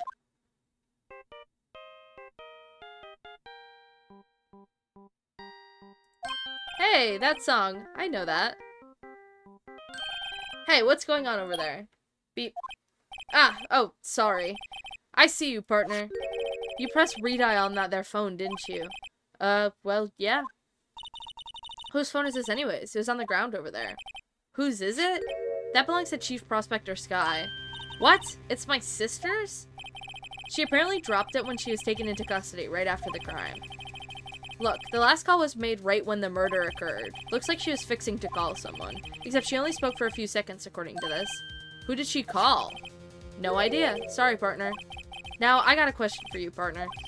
I heard a phone ring just now. One of those newfangled ringtones. Oh, that? Oh, I'm sorry. That was my phone. What? Your phone? Yeah, it's kind of strange, but someone called me right as we picked up the other phone. A wrong number. I hope you're not lying. They shoot you for that in Texas, partner. They do?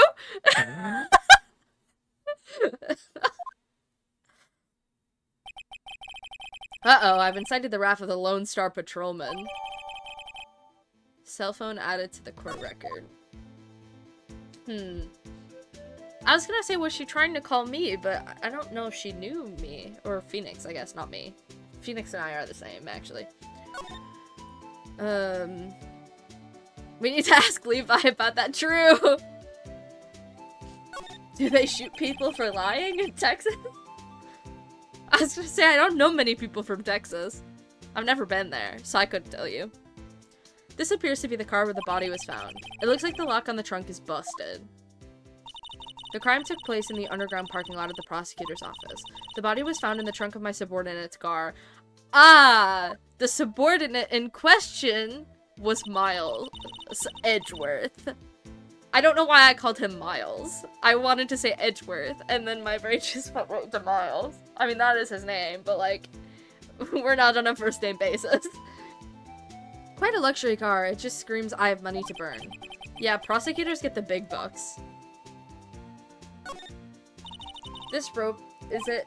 Yep, they laid it in the outline of the victim's body. So wait, the victim must have died when the killer closed the trunk on him. You have got to be the only person I know that would come to that conclusion. The victim was literally stabbed. Like, I think that we established this. B block is through there. That's where visitors park. I can see the Lunchland car over there, far in the distance. Hey, you're right. I like the cute design on the door. I could see a cartoon cow munching down on a juicy-looking steak. Doesn't that strike you as a little creepy? Just don't think too deeply about it and you'll be fine.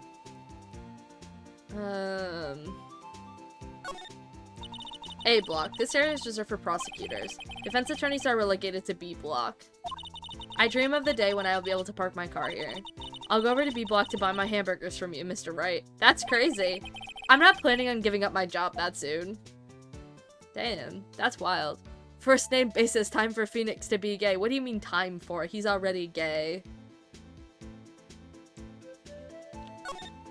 That's just how he is normally. This wall is in our way. It's got a faucet for water. Wait, I know. This wall is merely a facade, hiding the truth. This is no wall, but a water tank. I fail to see how it makes any difference either way. Okay, girl. Anything else? I think we've gotten everything here. We might have to go back and talk again to Edgeworth. I think everything. Yeah, I think it's in Edgeworth. Move. High Prosecutor's Office. Oh no, he's gone! Where did he go? He's not here anymore! But look at his gay ass office. Look at this shit. Why is his office like this? Look at the chessboard that has the red pieces around the blue piece. And they were saying like the blue piece has spiky hair. Fellas, is it gay? I don't know where he went. He's not here anymore. Oh.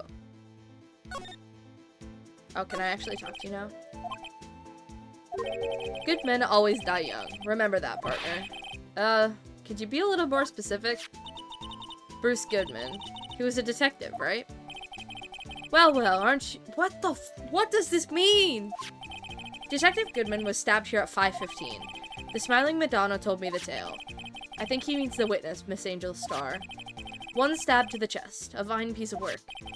This here's the autopsy report. Okay. Thank you. Was my sister involved with the victim in any way? Funny you should mention that, Bambina. Chief Prospector Sky and Detective Goodman had nothing in common at all. Nothing in common? They apparently worked together on a case a few years back. So, there's no motive. Goodman wasn't a particularly gifted detective. That's one reason why he didn't do much work with the chief prospector. But my sister called the victim here on the day of the murder, right? Here to this parking lot? So it seems. Like calling an unarmed man to shoot out at high noon.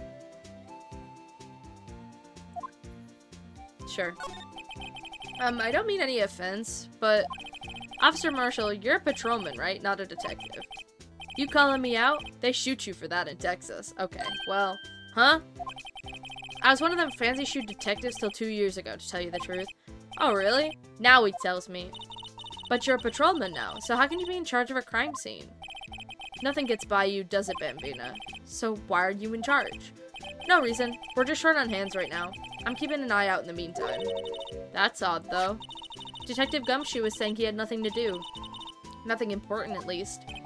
He's nothing but a sad old cow dog that can't find his tail. Damn! Cook him. Maybe it's because he runs with that Edgeworth, eh? Edgeworth?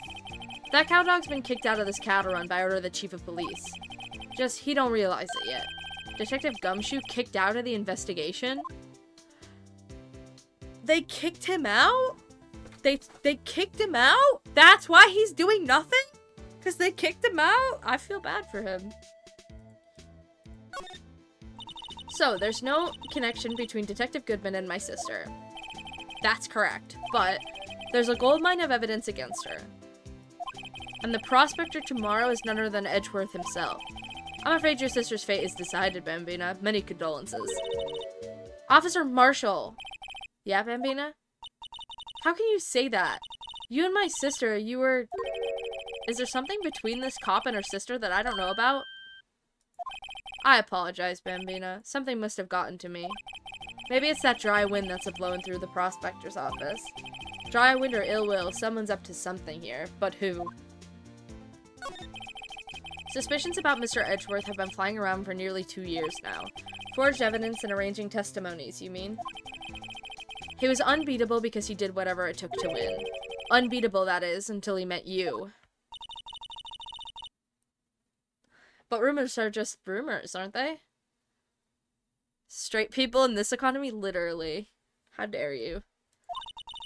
These are prosecutors we're talking about. Evidence is everything to them. If you follow the rumors about Edgeworth to their source, you find one person. But they're off limits. Untouchable, you might say. One person? Who? Hate to say this, but it's your sister, Bambina.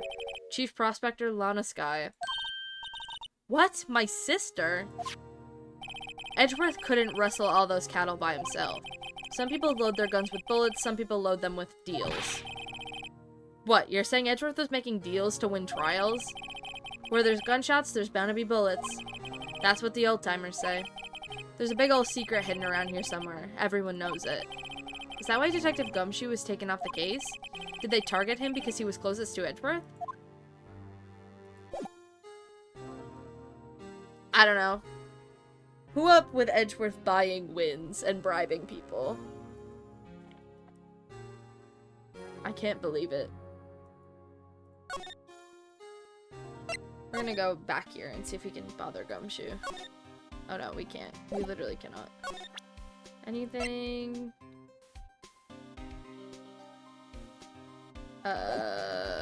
We love our gays morally gray. For real! I support his rights and wrongs.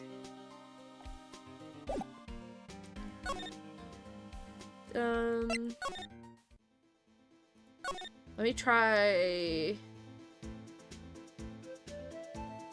Actually, I'm gonna I mean, he gave me the autopsy report, but it might be worth a shot anyways. Alright, compadre, count to 3. Huh? You gotta do that if you're gonna draw evidence on someone. That's what we do in Texas. Is it? Remind me never to visit Texas. Okay. Never mind. He might be useless. Where do we go now? Why are you not here? Where did you go? Edgeworth, where did you go? Why did you abandon me? What do you... My sister's cell phone. The last time it was used was 5:18, right after Goodman was killed. Maybe she was canceling her date for the night? Why did Lana make that call? I thought it was supposed to tell you who she called. Why do we not know who she called?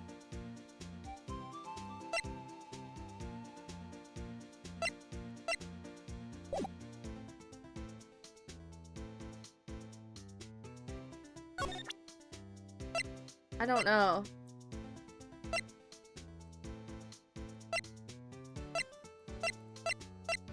I don't know. I don't know what I'm doing. Where do I go now? What do I do now? What if I go just... I think I might need to talk to Gumshoe. Hey, King! I actually can't do that, so I think I'm just gonna... Hey, King, do you know anything about this? Okay. He doesn't know. Okay, no, he doesn't. Okay, so we're not supposed to be talking to Gumshoe. Never mind, I lied. I don't know what I'm doing.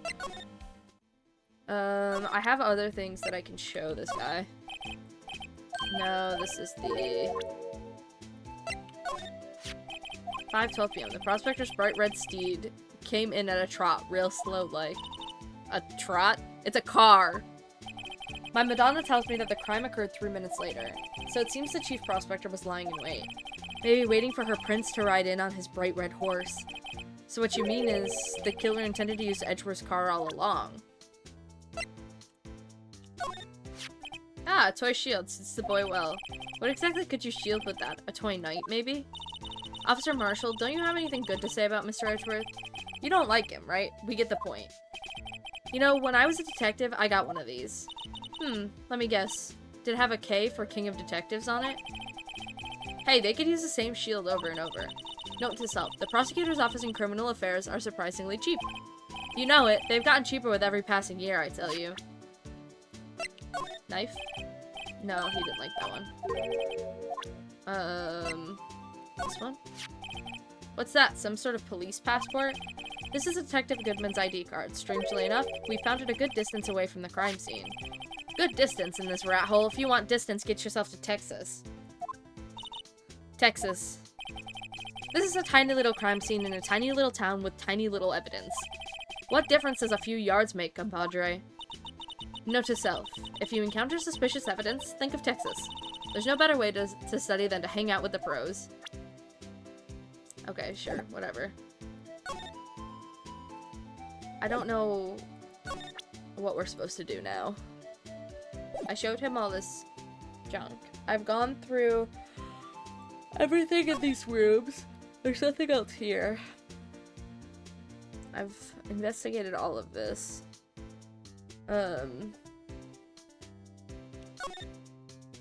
This is all done.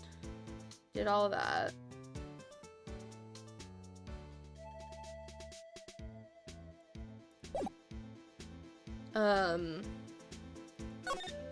Well, we just have to go somewhere. I'm gonna try going back to the law office. No, that doesn't work. Police department. No. And then all of this is already done. I don't know. What do I do now? There's only so many places I can go.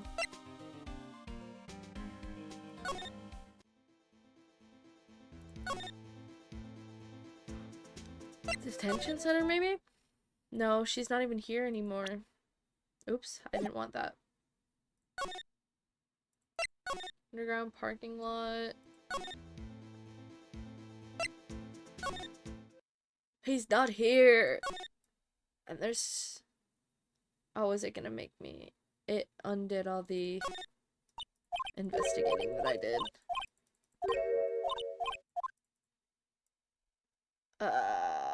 For some reason.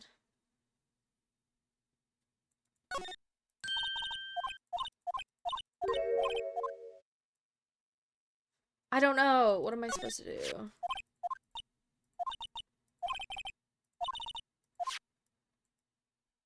I don't know. I'm confused. Okay. I feel like I have something else I'm supposed to do with this guy. I just don't know what it is. I showed him everything. Except for the defense attorney badge. That's the only thing I didn't show. I like the music here. Is there something I missed with, like, investigating or something? Oh, the trunk! Look, something's written on it. 675-12-2. You're right. Let's see. Oh, 67S. I thought that was a 5. Whoops. There's a name on the paper, printed on the paper above that. Goodman. Maybe it fell out of his pocket when he was killed. Well, so? What does it mean, Mr. Wright? How am I supposed to know? Note to self, for deductive reasoning, go to Edgeworth, not Wright. Girl! I'm sure Edgeworth wouldn't know what this means either. Okay. So, well, how are we doing, Mr. Wright? I guess we've got some clues. We have an autopsy report, a note from the victim, and a cell phone. So, you think we'll be okay? Well, the only thing still bothering me is that Lana is confessing to the crime. She says she did it. No problem. I can guarantee that she's not the criminal. Oh, by the way, Emma? Yes? I know that song your phone plays when it rings. What? Oh, it was her that she called. It's the Steel Samurai theme song, isn't it? That popular TV show for kids? The phone that rang earlier wasn't mine. It was yours. At 5:18, just after the murder took place, your sister called you, didn't she, Emma? I'm sorry. Can you tell me what you talked about? She hung up right away. I see. Ah. A detective is murdered, and the suspect is the top prosecutor in the district. I got a bad feeling about this. Like, maybe I still don't know everything that went on here. I don't think that anybody knows everything that went on here. I think we're all very confused.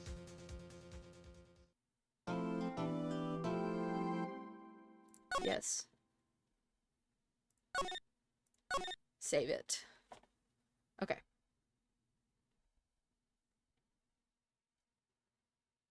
You know how I mentioned before that I'm not good with blood on screens? A Spain player was just bleeding and I fainted in the span of 10 seconds. Are you okay? Hello? Oh my god, are you good? Jesus Christ, take care of yourself. I am. Okay, good. Good lord. How did the investigation go yesterday, Mr. Wright? Frankly, there are still a lot of gray areas. Or rather, the whole thing is one big gray area. Don't worry about me, no matter what the outcome. I'm ready to accept my fate. I believe in you, sis. Mr. Wright, let me offer you a word of advice. Yes? Very used to fainting. I know you're used to it, but also, like, scary. Scary. A defense attorney should never believe their client.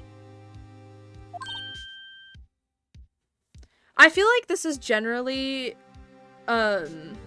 something that you have to... Oh my god, my camera is not focusing. Something that you do in this kind of situation. Like, I've heard before that you can't believe anything. Your job is to prove in court what you're trying to do. Like, you could know in your soul that this person is guilty and you have to prove their innocence. Like, that's just how it is. And it's like the same with this. Even if they say that they're guilty, you have to you have to prove their innocence no matter what. I don't know. The defendant is called to trial because they're suspected of wrongdoing. Never forget that. Miss Sky, you remind me a lot of Mia. She looks like her. There's one decisive difference between you and her. And that is, you're not a defense attorney. I believe it is almost time for the trial. Good luck, Mr. Wright. Girl, good luck to you. It's your trial. My first trial without a Fae helping me. No one's going to bail me out this time. To be fair, it's not like Maya was bailing you out before. I'll be alone in there. So I have to discover the truth all by myself. We can do it! We can do it alone! No, we can't. But we can do it. Let's do it, Mr. Wright. I'll be with you the whole way. Well, we won't be alone, but we also won't have psychics. Okay. Trial. Court is now in session for the trial of Mrs. Lana Sky. The defense is ready, Your Honor. The prosecution has been ready for a while, Your Honor. Okay, Edgeworth. Well, good for you. Edgeworth. Oh. It's been 2 months, but I haven't been in a courtroom since his trial. I hope that personal feelings will not be a part of the proceedings today, Mr. Wright. He said stop being gay during the trial. Slow down. No gay people. No gay people allowed. I will choose the path I think is right, regardless of what those around me might say. Good for you. The judgment to be made here is in our hands, not those of anyone else. Very well, Mr. Edgeworth. Your opening statement, please. Chief Prosecutor Lana Sky has committed an unpardonable crime. Not only this, but she was rash enough to commit it in the prosecutor's office lot. I feel like the fact that his car and his knife were used in the murder makes it so he should not be the prosecutor on this case. Like, I feel like that's like conflict of interest. Obviously, he would want to prove her guilty. Like, I just feel like that he shouldn't be here. You know what I mean? Wow, he's much more forceful in person. He's very forceful. That is one thing that he is forceful. I suddenly feel like confessing to everything. Okay, girl, calm down. However, she will now pay for her rashness with her life. With her life? You're gonna kill her? There was a witness to her crime. A professional witness. Well then, call your first witness, Mr. Edgeworth. The prosecution calls its first witness, Miss Angel Starr, to the stand. The cough-up queen? Hello. Haven't I seen you somewhere? You ordered the caviar lunch, right? Oh, caviar! I've never eaten caviar before. The judge is really wolfing it down. Ah, and for you, I have a fiesta bowl. Thanks. Will the witness state her name and profession? Ah, and you, sir? Did you order the fingerprint lunchbox? I like how they have like a different lunchbox. Like every single time she's done this, it's a different thing. Like she's done it like 7 times and it's always been different. I want to be the person that was in charge of illustrating her lunchboxes. It is too early for lunch. Your name and profession, please. Well, Your Honor, how does it taste? So this is why everyone raves about caviar. It's so tasty it hurts. That's a weird thing to say. I always thought caviar would taste like pickled tapioca. What the heck does pickled tapioca taste like? Name. Profession. Now. Me? The name is Angel Starr. Don't go forgetting it. I find myself running Lunchland these days. Is that what you wanted me to say, Mr. Edgeworth? Very well, witness. Please describe the incident to us. The prosecution will wait. I'm not finished eating. Hurry it up! Very well, Mr. Edgeworth. As you know, we usually call on the police to provide a description of the crime. Your Honor, as Mr. Edgeworth has said to the court, I am a professional. What exactly does that mean? Until 2 years ago, Mrs. Angel Starr was a special investigator with the police. She was a first-rate homicide detective. What? Miss Starr was a detective? We thought she was a criminal.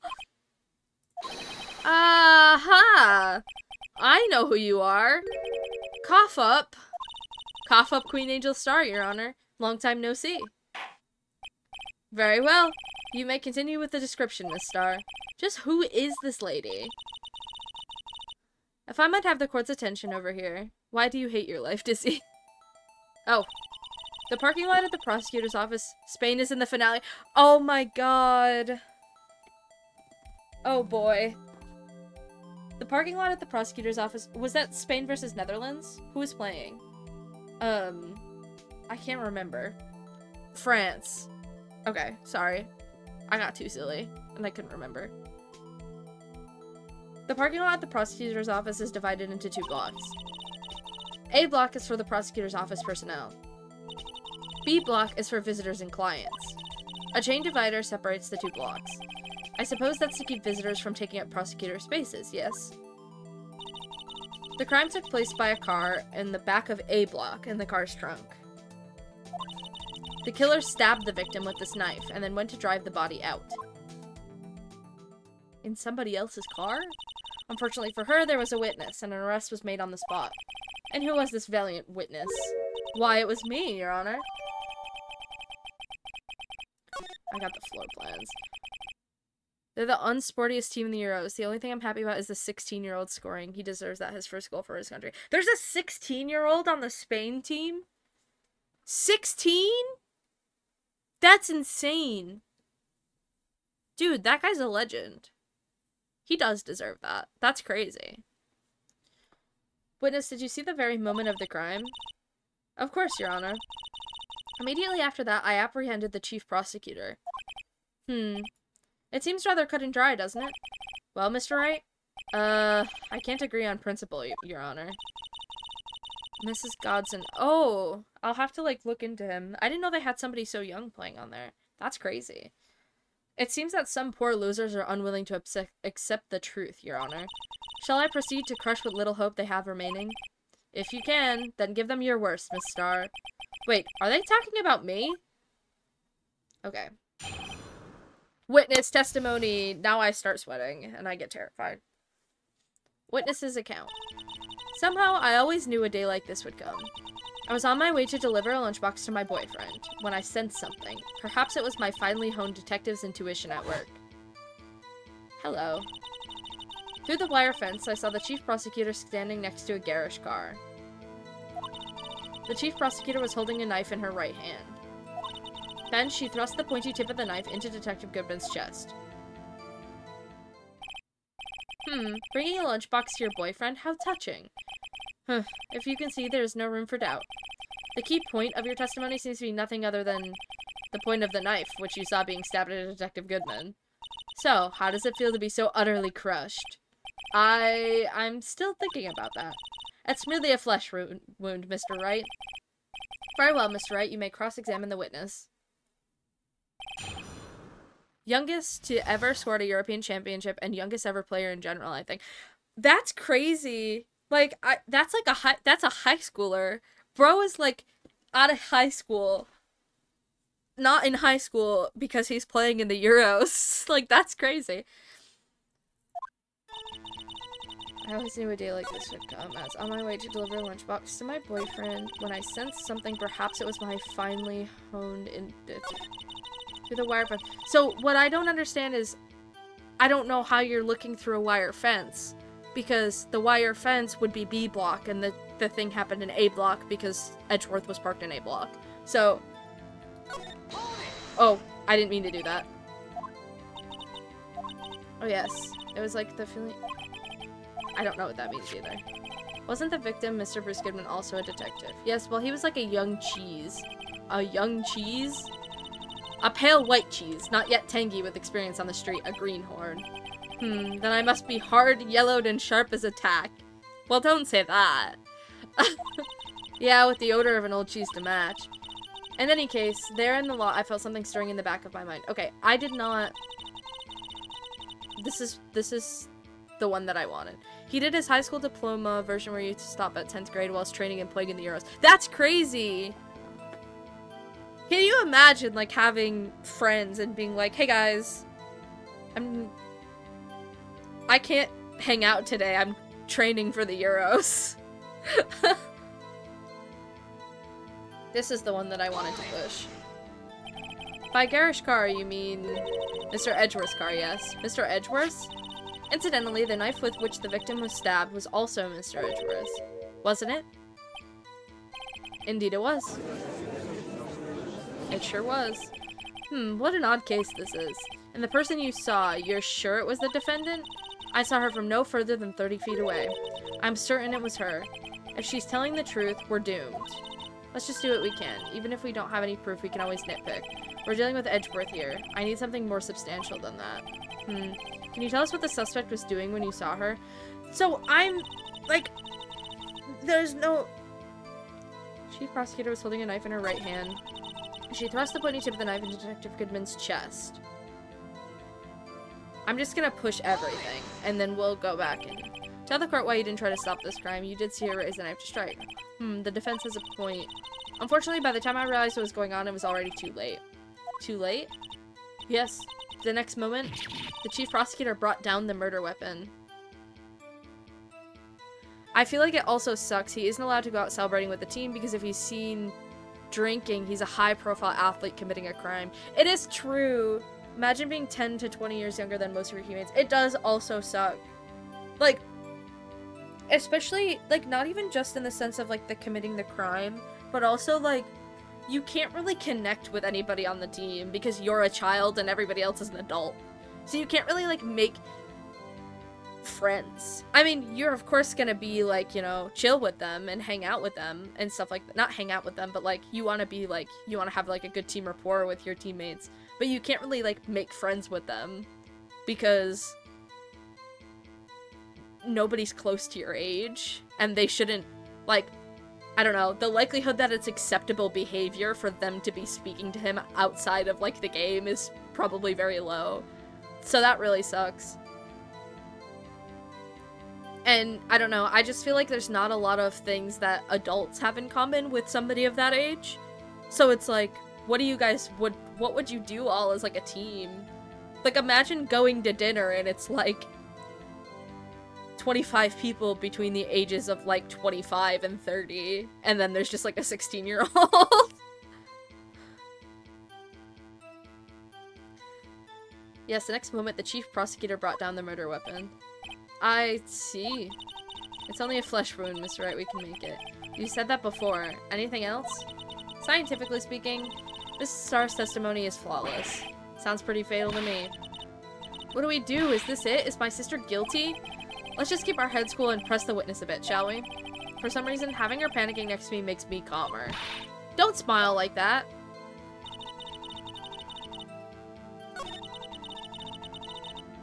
Which boyfriend? Which boyfriend? This boyfriend. He's the detective? Not that boyfriend. The security guard. That boyfriend? You have several? Yes. This boyfriend, that boyfriend, and the other boyfriend. She has 3 of them. Care to join? Hello? The yet another boyfriend position is still open for applicants. I'll stick with the lunches, thanks. Note to self, the judge had to think before replying. The security guard room is in the lot, in A block. This is what I'm saying. It's up on the 2nd level, so you can see everything from there. That would be the room with the security sign. Incidentally, did you bring your lunchboxes by car? Since I'm a visitor now, I parked in B block. So, she was in B block when she witnessed the crime? Oh, that's why she saw us through the fence. I see. He has to have his parents with him for a lot, and he also gets nepotism baby allegations. I'm like, yeah, he had connections because fucking messy, but also talent like that doesn't come from having a football star as a godfather.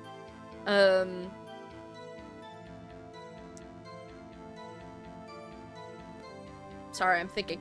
That sucks that you have to have he has to have his parents with him. That's awful. Imagine making it in pros and you're like going around with your parents all the time. Also, that's crazy. Imagine having Messi as a godfather. But also, I mean, I'm sure it helped him get in there, but again, it's very like, eat or be eaten. Like, you have to be good. And if you're not good, then you just don't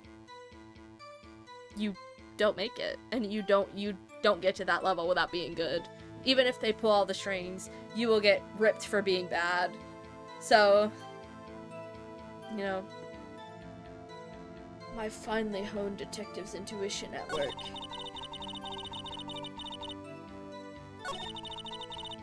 holding a knife in her right hand. Tell me more about this knife that the suspect is carrying. Well, I'd say the blade was about 4 inches long. Is that right, Mr. Edgeworth? It is your knife, after all. Yes, that's about right. Prosecutors are, by nature, well-versed in the locations of a man's vital organs. I'm sure it was easier than boiling an egg for my egg salad surprise set. You can't testify as to her ability to kill an egg, I mean a person. Perhaps a chicken salad set would have been a better metaphor. So the defendant was holding a knife. What then? There's currently the question of Argentina and Spain playing against each other in the World Cup. Family affair. Oh my god. Okay. Tell the court why- oh, we already did this one.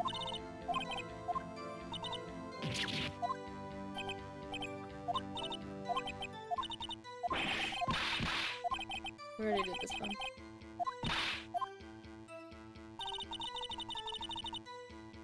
What am I supposed to do? I respect the prosecutor's basic abhorrence of crime. Yet their methods are ugly and twisted. Twisted methods will always lead to tragedy. The lunch lady's uninformed opinion is duly noted. Given that they are used to erasing inconvenient evidence at their whim, killing off a detective that knew too much is merely an extension of that. Miss Starr, do you have something personal against prosecutors? I felt that I had found my dream job when I became an investigator. And if I hadn't been laid off by those prosecutors over there, I'd still be one. Laid off? She was fired. To me, prosecutors are nothing more than worms. That said, I am a pro, as you know. My testimony is unbiased and flawless. Very well, you may continue.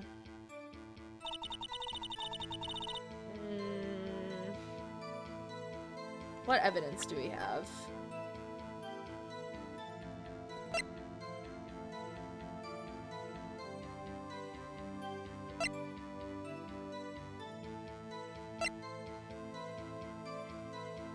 Traces of victim's blood, no prints. Usually in Edgeworth's toolbox. Found at the crime scene. Parking stub. This murder happened a day after my birthday. Work of art. Okay. Death due to loss of blood, 1 knife wound. Died within an hour and a half of 4 p.m.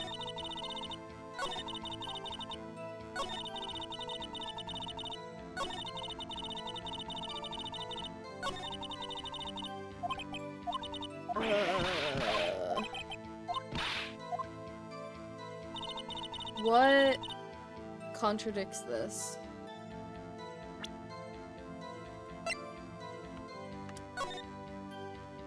So she was over here. She parked over here, saw it through the fence. Happened in here. Never mind.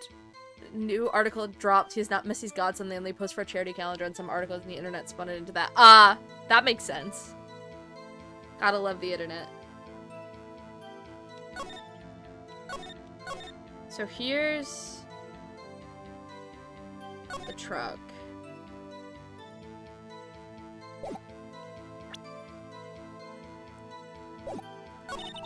On my way to deliver a lunchbox to my boyfriend, when I sensed something perhaps was my finely honed detective's intuition at work. Through the wire fence, I saw the chief prosecutor standing next to a garish car. The chief prosecutor was holding a knife in her right hand. There, she thrust the pointy tip of the knife into Detective Goodman's chest.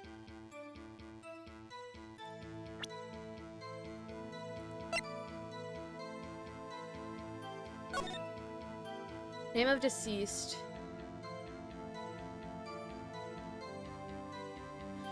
Bruce Goodman, 36, male. Time of death, February 21st, between 4 p.m. and 5:30 p.m. Cause of death, loss of blood from chest wound. Wound was caused by a 4.5-inch knife. A single stab wound was found.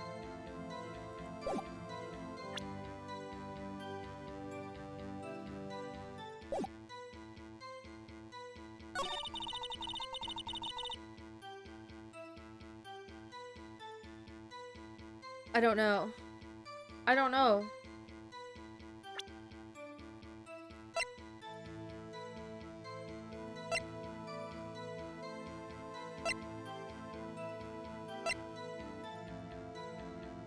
I don't know. I don't know what I'm looking for.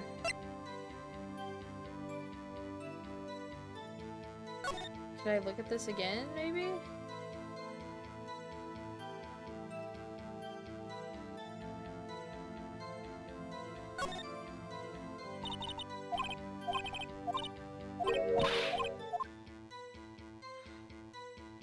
The 16-year-old just got player of the match. Jesus Christ.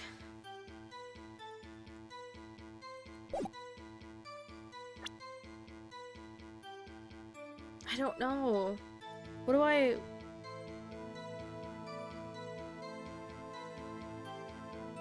The only thing I can think of is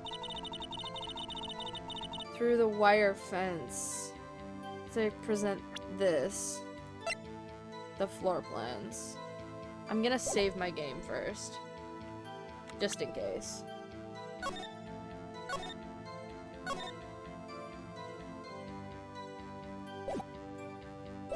Because I'm not confident about this.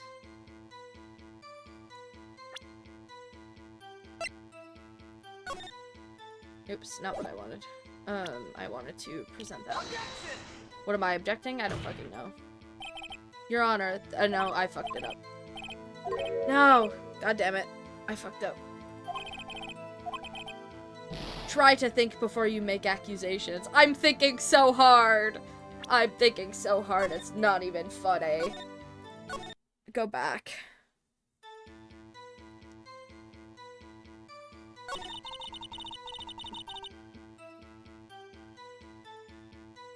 Oh. What do I have? What kind of evidence do I have? Holding a knife in her right hand. No prints.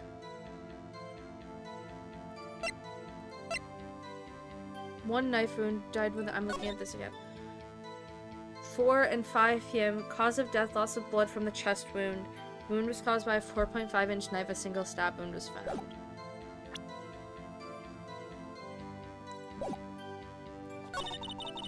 I don't know.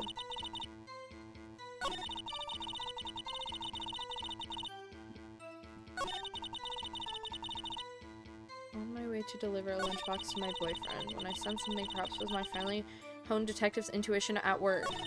Through the wire fence, I saw the chief prosecutor standing next to a garish car. The chief prosecutor was holding a knife in her right hand. Then she thrust the pointy tip of the knife into Detective Goodman's chest.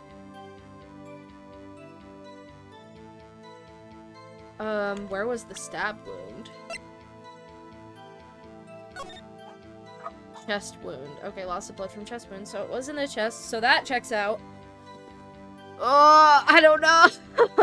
I hate this game. I love this game, but I hate this game. 4.5-inch knife. A single stab wound was found. They said Edgeworth's knife was about that size, so that checks out. Sorry, my dog barking is picking up. I don't know what she's barking at. Cause of death, loss of blood from chest wound.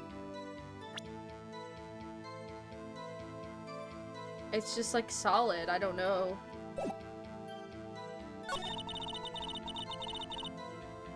Chief prosecutor was holding a knife in her right hand.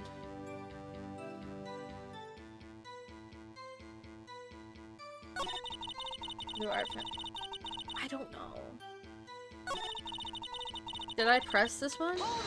I can't remember.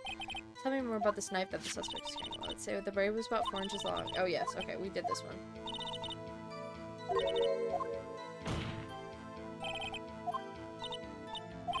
What do I do?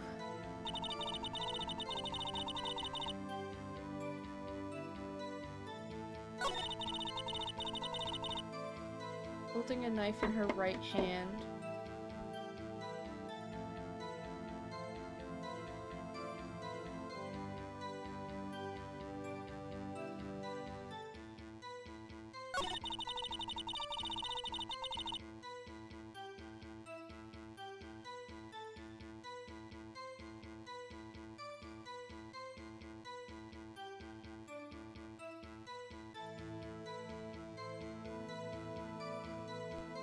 Sorry.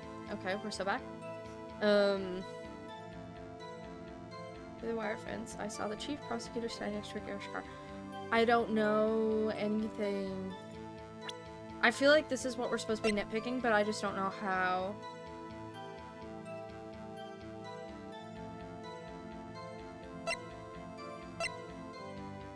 I feel like I need to look it up, which I feel like makes it not fun, but I also have literally not one clue. I literally don't know at all. That's the problem. Like, none of this seems like it makes any sense to me.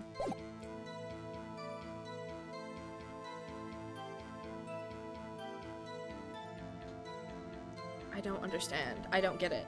What am I missing?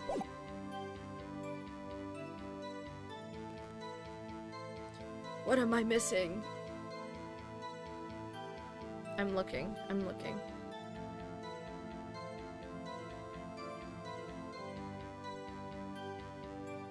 I'm looking. Hold on. I'm trying to figure it out.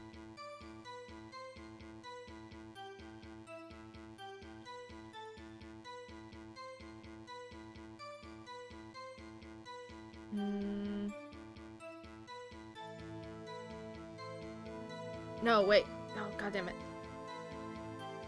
I'm struggling.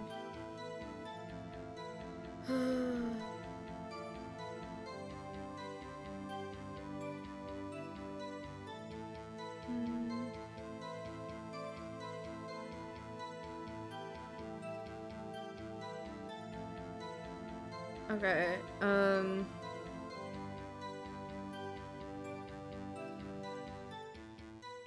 wait. There's something I missed.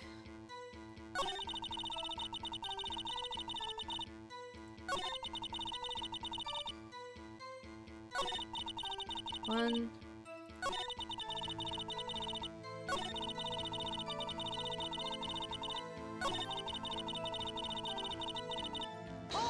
Hey.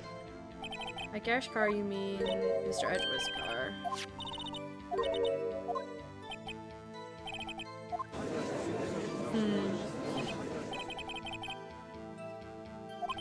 The person you saw, you are sure it was the defendant. I saw her from no further than 30 feet away. I'm certain it was her. If she's telling the truth, we're doomed. Let's just do what we can, even if we don't have any proof, we can always nitpick. You clearly stated the following. Prosecutors are nothing more than worms. Ergo. Oh, I had to do the other thing first. Okay. You are a biased witness.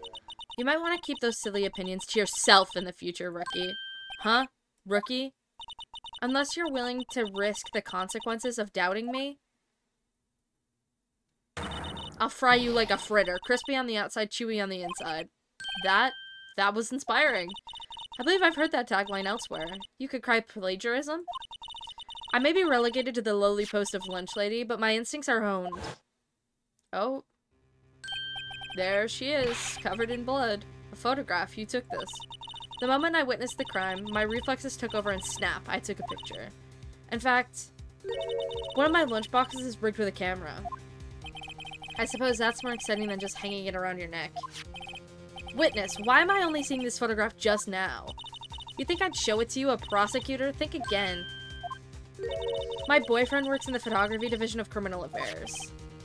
Well, this is most certainly the defendant. Well, now I have a photo. Uh-oh, that is unmistakably Lana Skye. So, what was the defendant doing at the time? Okay, so now we have a photo.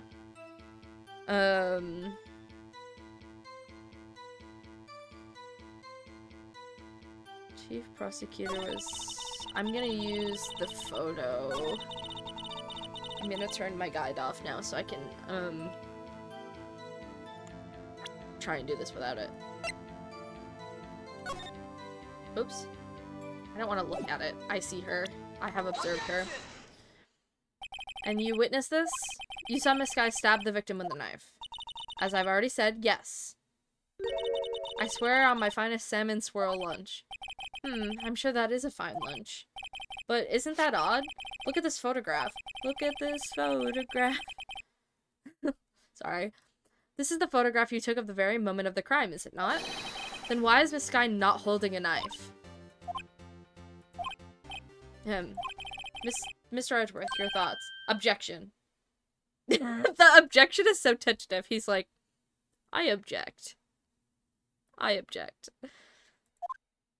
That had to be the weakest objection ever, Edgeworth. Yet, it was still stronger than your ever-feeble mind, Mr. Wright. What do you mean, Mr. Edgeworth? This photograph was not taken the moment before the stabbing. This was taken the moment after the stabbing. Objection! And how can you tell that? Blood splatter. Huh? See the dark crimson stains on the chief prosecutor's coat? But it's a black and white photograph. Ah, yes, it's hard to tell, but this could be blood.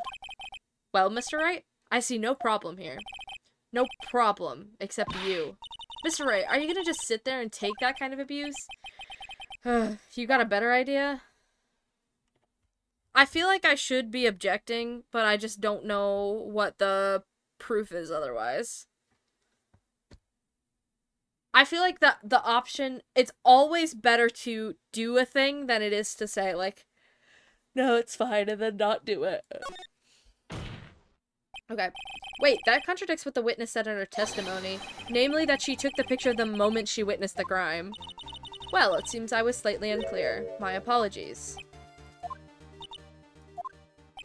That's it?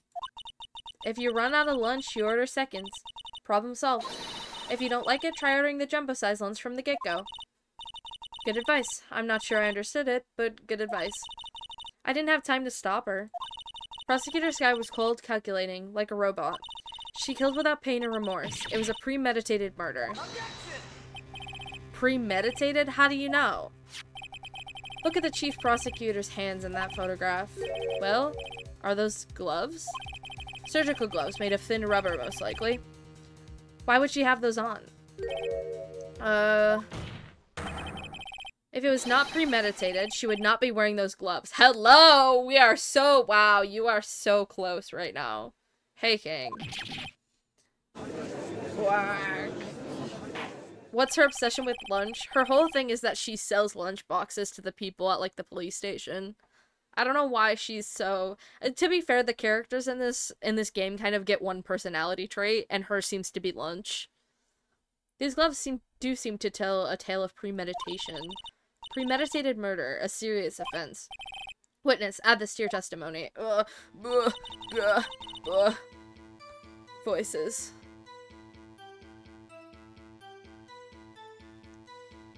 The murder was planned, the rubber gloves prove it. But didn't, like, here's the thing is, she puts the victim in the back of Edgeworth's car, and Edgeworth didn't get back until 3 minutes before the murder happened. How do you premeditate knowing that he was going to be back in time? And the knife was in the car, like, the murder weapon was in the car. You knew that he was going to be back in time for you to kill? Phoenix and Edgeworth's gayness. True, that is their one single personality trait, is being gay as hell. That's my one single personality trait as well. No. Objection! Witness, do you know what this is? Are you trying to test me? I sell box lunches for a living, you know. That's a knife. The knife. The knife that was in Mr. Edgeworth's trunk. Indeed, it is my knife. I feel like it's a conflict of interest for him to be doing this. The bloody murder weapon, a red car, all belonging to the prosecutor there. The defendant is the chief prosecutor for the district, right? Mommy, are prosecutors bad people? The defense has a request. We ask that the witness provide an accurate testimony.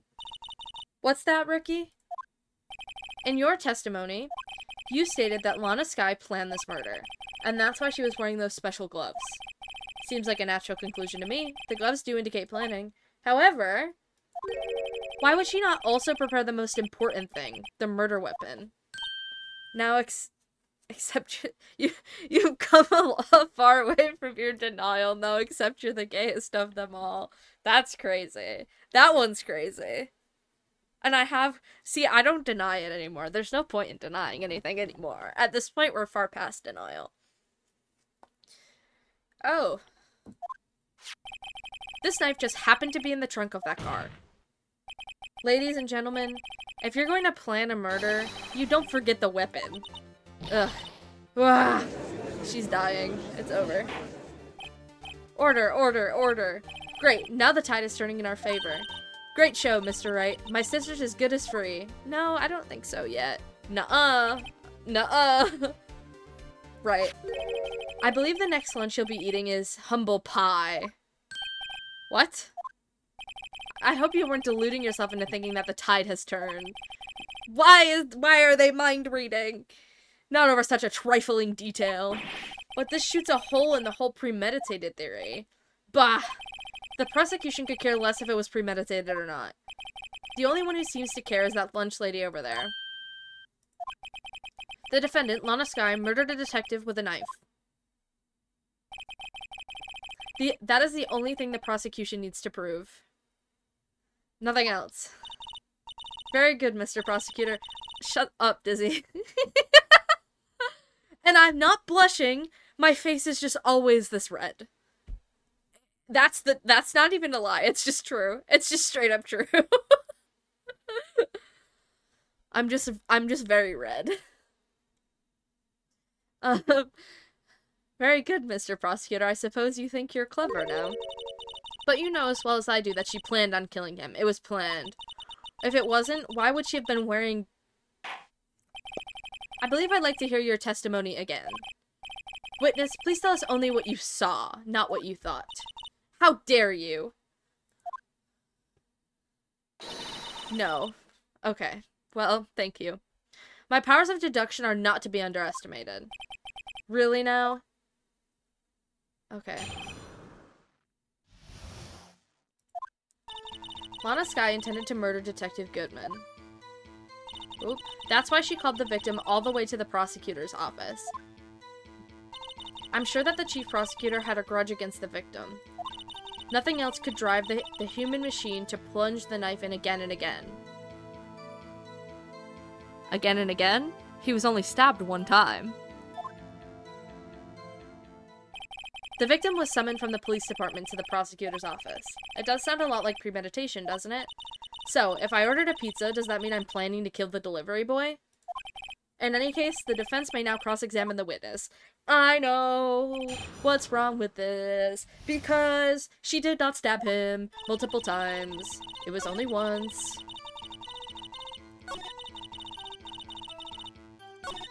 Nothing else could drive that human machine to plunge the knife in again and again. I definitely know that one. One knife wound, baby. Objection! Objection! You say she stabbed him again and again, but you couldn't have witnessed that.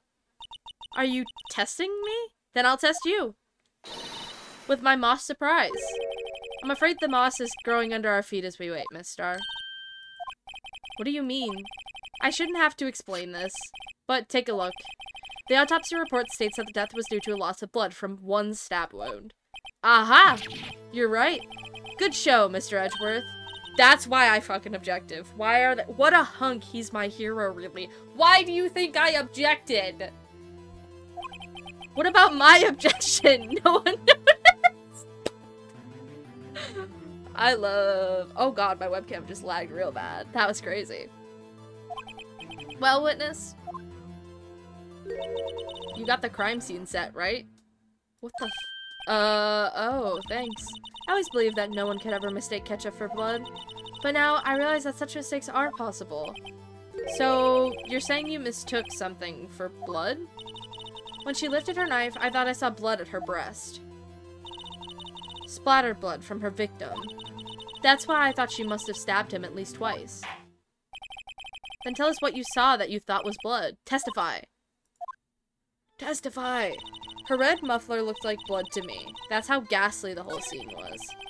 Miss Starr has turned out to be as short-tempered as she looked when we met her. Challenging her abilities as a detective really set her off. The short wick burns out the fastest. It's a scientific fact. I wonder, wouldn't it depend on the size of the candle? I mean, add more wax and even a really short wick will burn longer. Obviously, more scientific testing is required. Honest guy intended to murder Detective Goodman. That's why she called the victim all the way to the prosecutor's office. I'm sure that the chief prosecutor had a grudge against the victim. Her red muffler looked like blood to me. That's how ghastly the whole scene was. Her what? What is a muffler? Do I have to Google this? I think I might have to Google this.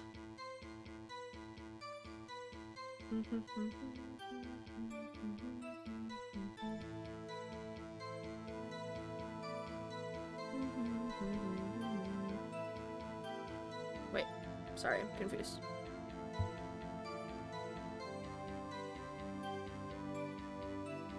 This is... I don't... What?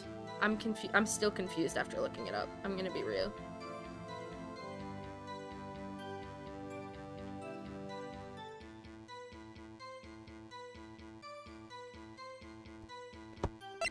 What is a muffler?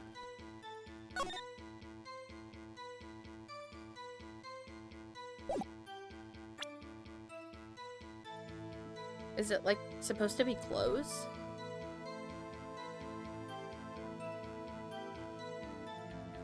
I'm Googling. Oh. Wait, what? I think... It's coming up with, like, scarves. But she's not... She's not, like, wearing a scarf? I don't know. I'm gonna do this. I feel so stupid. I feel too dumb for this game sometimes. Oh. The witness is clearly not suited for detective work. What? The suspect was not wearing a scarf or muffler of any kind. Okay, so it was a scarf of any kind when she stabbed the victim. And you've proved it yourself with this photograph. Huh? But that can't be. Only a professional lunch lady could be so utterly clueless. Congratulations. Perhaps you finally found your true calling in life. Harsh words, but good. In the end, Mr. Edgeworth prevails. What was my objection? Chopped liver? But it was there. A scarf. No, not that, but something red. Really. Well, now, where were we? The witness has given us an entertaining interlude, but back to business. What? Get off the stand. Very well, witness. Continue your testimony. You saw the crime and apprehended the suspect. Tell us about that. Okay, well. Very well. I do remember some things accurately, at least. Ultimately, we couldn't shake the most important part of her testimony. The most important part? The part where your sister stabs the victim. This next testimony might just be the moment of truth. Okay. Okay. After the murder, the suspect attempted to run behind a partition off to her side. So this, presumably. I quickly caught her, explained her rights to her, and arrested her on the spot. So, you were on the other side of the fence, though. Ah, yes. When I arrested her, she mentioned the muffler. That's what had me confused in my earlier testimony. The chief prosecutor made to escape, but again, against Angel Star, resistance is futile. You are quite determined about this scarf, aren't you? I strike like a snake and bite like a cobra. That's me, Angel Star. That wasn't a very good metaphor. First of all, a cobra is a kind of snake. Don't bother me with details unless you want to get bitten. No thanks. Note to self, Mr. Wright is weak against poisonous snake bites. Most people tend to be. The chief prosecutor tried to resist, but her efforts were in vain. She knocked my hands aside, kicked over an oil drum. An oil drum? Hard to imagine. Oh, she's beautiful but deadly. A predator, this one. A leopard woman. Rawr. Very well, Mr. Wright. Your cross-examination, if you will. So, what I don't understand is how you got her because you were on the other side of the fence. We established this. Where did you come from? You said quickly. Were you close to the suspect? As I just said, I was only 30 feet away from her the whole time. Maybe I should press her for more details. No, press her, because I'm confused. I like to see this on the floor plans, just to be safe. The lunchline car was on the other side of the fence. She was a visitor, thus she was parked in B block. So you witnessed the murder from here? That would make it just about 30 feet from the car, yes? But there's a fence in between you. How did you get past the fence? Is that correct, Mrs. Starr? Yes, that's right. But there was a chain link fence in front of you. I went over it, of course. Amazing, the cough-up queen, lunch lady athlete indeed. It would have taken her a little time to climb over the fence, so she couldn't have gotten to my sister that fast. Yeah, that fence was about 9 feet high, too. So how did Miss Sky not get away? When I arrested her, she mentioned the muffler. That's what had me confused in my earlier testimony. The chief prosecutor made to escape, but against Angel Star, resistance is futile. Okay. Just gonna press on everything.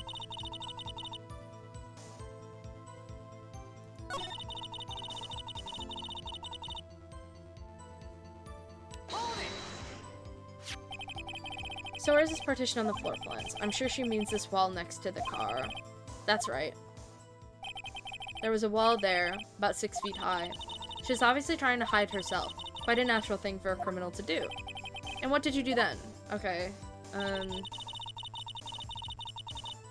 Arrested her on the spot. She mentioned the muffler. She mentioned the muffler? What exactly did she say? If I remember exactly, I would have told you in my testimony. Cheeky. Anyway, all I heard was her say the word muffler. Just that one word? So what you heard wasn't the suspect talking to you, but to someone else? Yes, the chief prosecutor was talking on her phone. Her phone? She can't mean... Ask further. By phone, do you mean this cell phone discovered at the crime scene? Yes, ultimately. Ultimately? My memory... It's like a salmon, heading upstream, you see? No, the court doesn't see, Miss Starr. The chief prosecutor first attempted to use the phone hanging on the wall. On the wall? That's right. Near the car. There was an emergency phone on the wall. Apparently, it was out of order. And so she used her cell phone? Indeed, the emergency phone was out of order that day. Good witnessing, witness. Good witnessing? Whatever happened to good testifying? You should, of course, add this to your testimony. The things I do to please this rookie defense attorney. Okay. I saw it all, how she tried the phone on the wall but had to use her cell instead. The chief prosecutor made to escape, but against Angel Star, resistance is futile. So, Miss Sky tried to run. I'm sorry my sister is so suspicious, Mr. Wright. Not as sorry as I am. But she didn't do it, you have to believe me.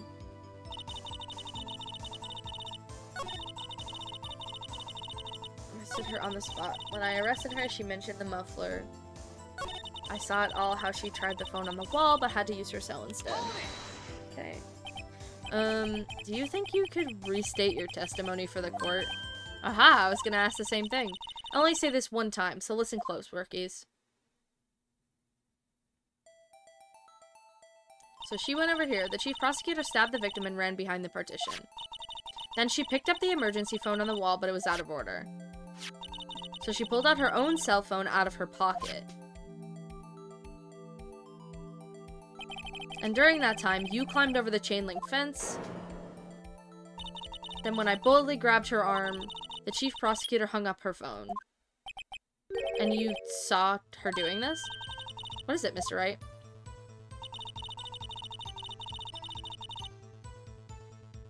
So, how, if she was, like, you can't see her from behind the wall, right? Like, that's what I'm, like, because you're on the opposite side of the fence, you wouldn't be able to see her if she was hiding behind the wall. You wouldn't know that she's dialing the phone on the wall. You can't see that from there. I don't think so. That wouldn't make a lot of sense, to me at least.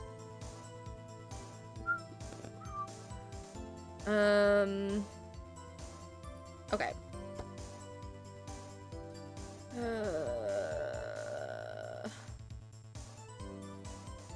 She wouldn't have been able to see this. Had to use her cell. She couldn't see that from there, so I need to... Where are the floor plans? Floor plans. Because she would be here, trying to go over this fence. The telephone's over here. They would cover it. present. Objection!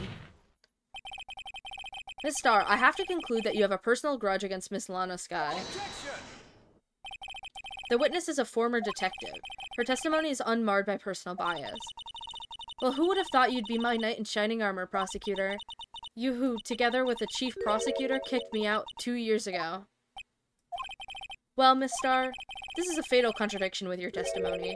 How do you explain this? I don't know what you're talking about. Mess with me, and I'll make you cough it all up. Let's look at the floor plans. You said you witnessed the crime from this point. However, if that's true, you couldn't possibly have seen Miss Sky making that phone call. I believe you see what I'm getting at. That emergency phone was on the backside of this partition. If indeed you were in B block, you couldn't have seen it. What? What? Order. What is the meaning of this? It's simple, Your Honor. She's not coughing up lunch. She's coughing up lies. That was a good one. Great job, King. Great job, King. Grr. That's quite a claim, Mr. Wright. Perhaps you'll allow me a question? Tell us exactly what lie this witness has told the court. Here's where the counterattack begins. I can't afford to get this wrong. The witness lied about...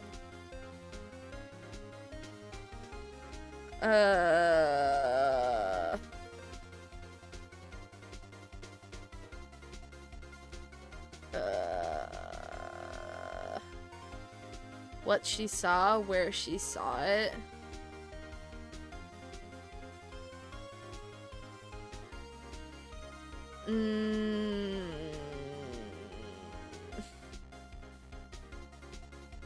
She's so sure that she saw this happen.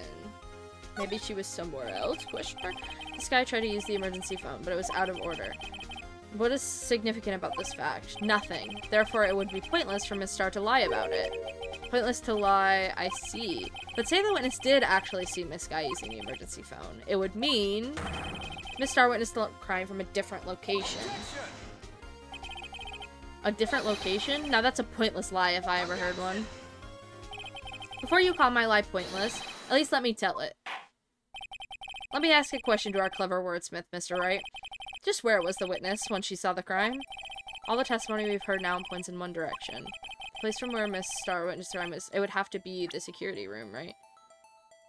Where she was with the boyfriend. Because it overlooks everything.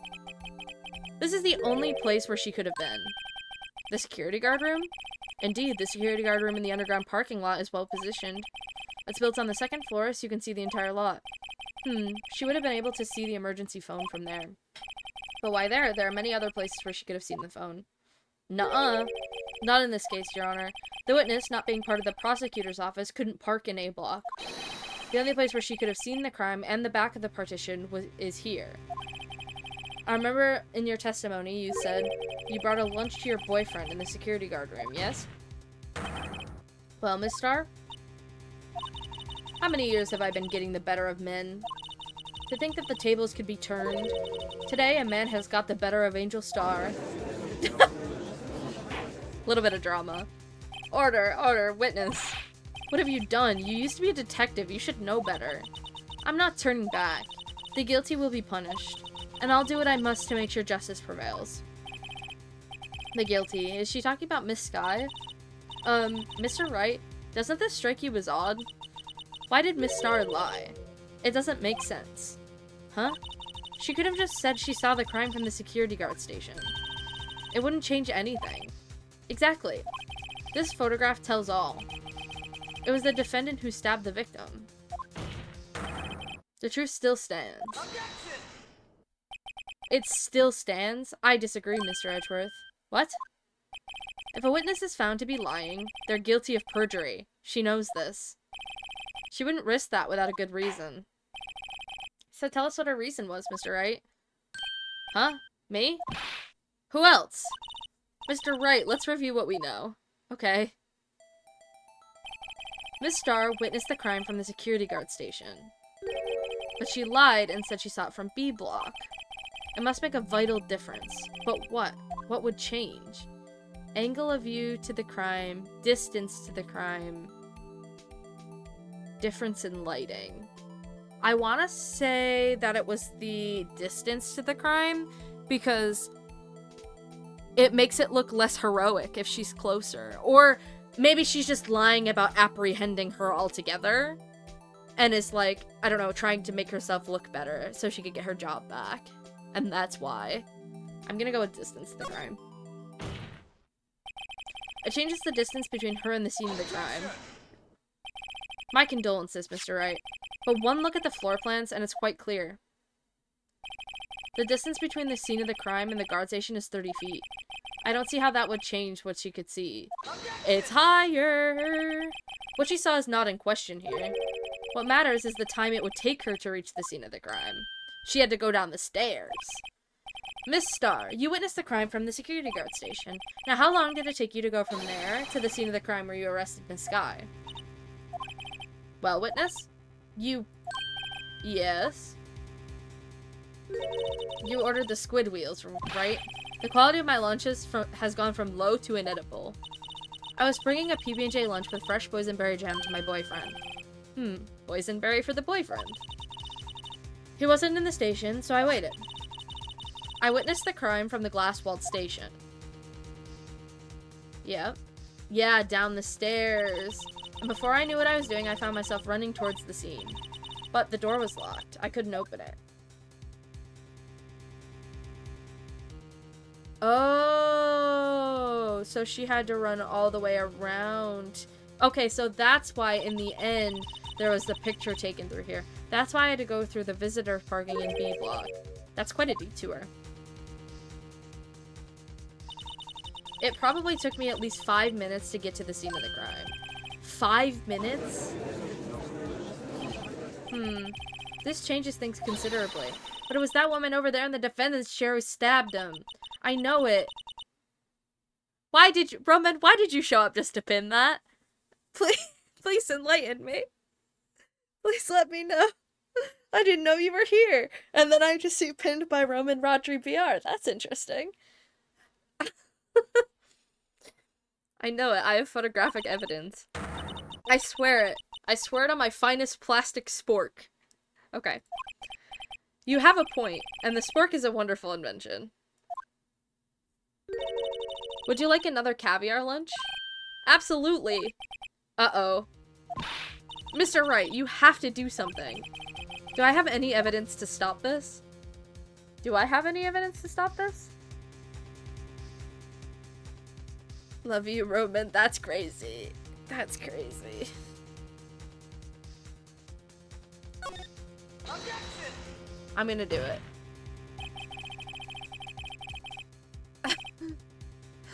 5 minutes between the witnessing of the murder and the arrest. Think about it. You could make pasta in that amount of time if you like it al dente. I got lunchboxes that tie pasta into knots, rookie. Nuh-uh. A 5-minute blank. Isn't that strange? Strange? If you were a criminal, what would you do with 5 minutes, Your Honor? Well, I guess I'd flee the scene. Hey, don't get the wrong idea. I didn't kill anyone. But you have the instincts of a killer. You would run. But this time was different. Miss Skye dawdled at the scene of the crime. She even had her picture taken. No true criminal would act this way. It's inconceivable. Yarg. I'm double audio inputting meeting and Jesus Christ, I'm so sorry. Well then, it seems we've come to the end of this testimony. The witness has a grudge against the defendant and a blank in her testimony. I don't know, cause why the fuck not? I guess. What else is going on?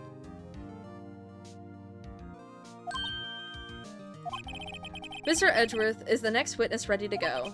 Unfortunately, I appear to have overestimated this witness on account of her professional history. We did it! We screwed that can shut, Mr. Wright. That was too close. I'm afraid that the cough-up queen has been dethroned. And with that, court is adjourned. We did it! We survived! 2-up surviving the first trial. Whoa! I don't want your squid rings. Or wheels. Mr. Edgeworth, you ordered the squid wheels, right? That's the one she tried to foist off on me. Foist? That's an interesting word. What is the definition of that? It's also storming like crazy. Goddamn. I've never heard foist. The word foist. Impose an unwelcome or unnecessary person or thing on is what that means. I mean, I figured that from, like, the context clues, but it's a word I've never heard before. I hear, like, pawn off. Like, that's what I would, like, oh, she tried to pawn that one off on me, is what I would use in that situation. Interesting. I learned something new today.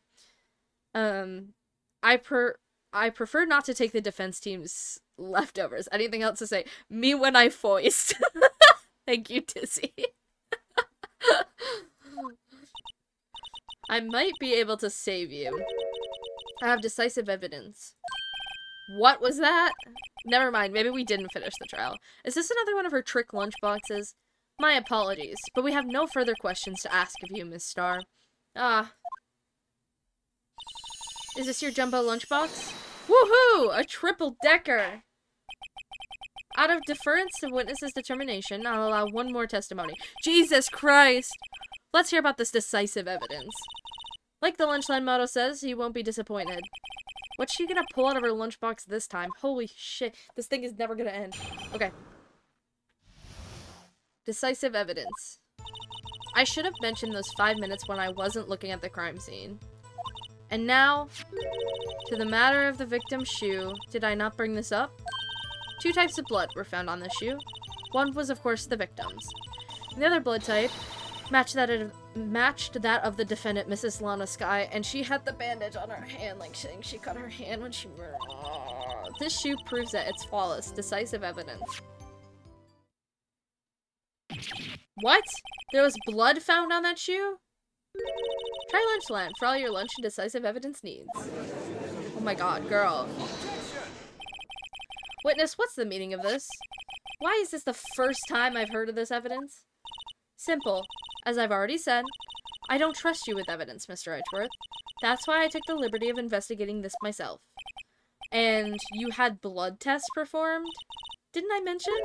I have 3 boyfriends in forensics. In any case, Your Honor, I can't accept this as evidence. What? You must know that the 2 rules of evidence law... Not her bribing the judge with lunchbox is literally crazy. I wouldn't trust it. I would be afraid that I was gonna get poisoned. Or at least, like some of the stuff in those lunchboxes, like, her being like, here's squid. Like, I feel like that is, like, a one-way ticket to that being undercooked and you dying. Not, like, by, like, intentional poisoning, but, like, just, like, not cooked properly because she's selling them out of a truck. You know what I mean? No evidence shall be shown without the approval of the police department. In other words, this shoe is illegal evidence. At least for the time being. Is that right, Mr. Wright? It seems so. Edgeworth sure is celebrating. Not so fast, Mr. Edgeworth. Is that 6 boyfriends now? I lost count. I don't know how many there are. Don't forget, I used to be a detective. As I mentioned previously, this shoe has already been tested by a member of the forensics department. As you can see, it was approved by the police department as of today. Even the general public can produce official evidence, Mr. Edgeworth. No! He's going through it.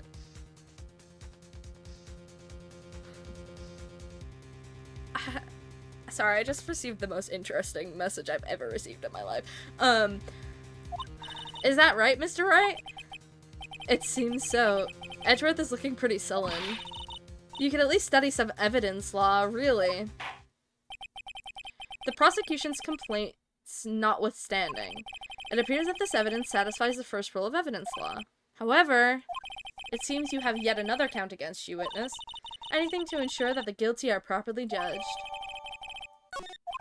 Very well, Mr. Wright. You may cross-examine the witness. Uh-oh. I don't know. Decisive evidence. I should have mentioned those 5 minutes when I wasn't looking at the crime scene. And now to the matter of the victim's shoe. Did I not bring this up? 2 types of blood were found on the shoe. One was, of course, the victim's, and the other blood type matched that of the defendant, Mrs. Lana Sky. This shoe proves that it's flawless, decisive evidence. Okay.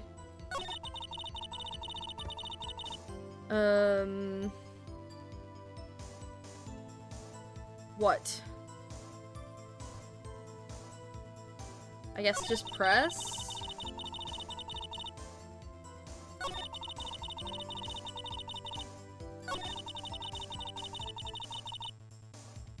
I don't know.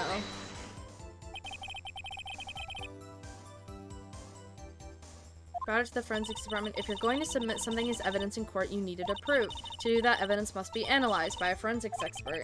And she got away with her little coup because she used to be a detective. The shoe does appear to have bloodstains on it. Well, the man was stabbed, after all. And that blood belonged to the victim, Detective Goodman. As I said, there were 2 types of blood found on the shoe. And the other blood type matched that of the defendant, Mrs. Lana Sky.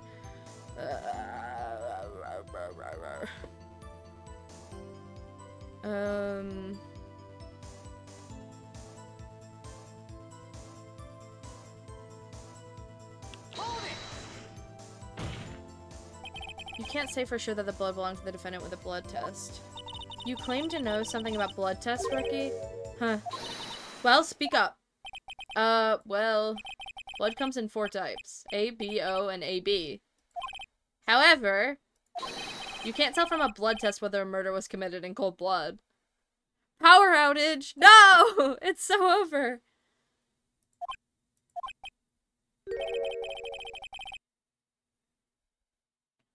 Because of lightning. Oh, Jesus. That's just a figure of speech, Mr. A. Actually, we can differentiate between millions of types with all the blood tests out there, which means that we can more or less narrow down any sample of blood down to just one person. Or so I hear. That's pretty specific. If I had a little more time, I would have gotten DNA test results, but they said there's very little doubt it could be anyone but Miss Lana Skies. So the suspect's blood was found on the victim's shoe. That ties her directly to the death of Detective Goodman. I was afraid he was gonna say that. The shoe proves that it's flawless, decisive evidence. I don't know. I can't let this evidence go through without a fight. Don't- You ordered the peppered fish guts, right? No, don't give me that. Some like it hot, Mr. Wright. Some, like your client, she's in enough hot water to make a whole vat of soup. Mr. Wright, do you or don't you have a problem with this shoe? A problem? This is critical. Is there a problem with the victim's shoe? There's gotta be a problem! I don't know what the problem is, but there has to be a problem. If I'm not imagining things, I'd say there's one critical problem with this evidence. A clear contradiction. I gleam in your eyes. You're still young, Rookie. I'd give you a peppered fish gut now. But you couldn't take the heat, could you? I don't want your peppered fish gut. Let's hear what Mr. Wright has to say. What is contradictory about the victim's shoe? Show us the problem with this evidence.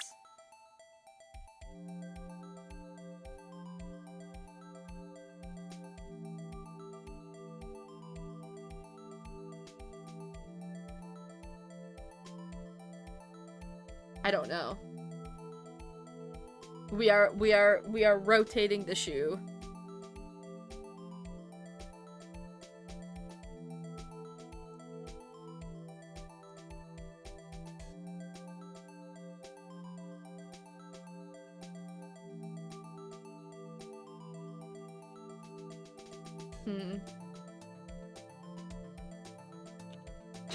I don't know. Have you noticed? There's blood on the bottom of this shoe. Don't mess with me, Rookie. Or it'll be your blood on the bottom of my shoe. Indeed, there's quite a bit of blood on the bottom of this shoe. It makes sense. The victim was stabbed with a knife. That is what happened. What could possibly be contradictory about blood on the bottom of his shoe? How did blood get on the bottom of his shoe if he was dead? And why aren't there, like, footprints around anywhere?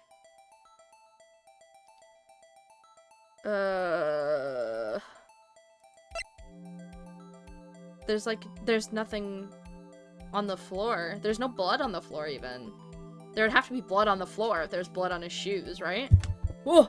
I just, like, punched my mic. By accident. I got caught in part of it. The problem lies in the footprint. The footprint? Note that the bottom of the victim's shoe is covered in blood. Then, isn't it strange? Why weren't any bloody footprints found by the scene of the crime? Aha!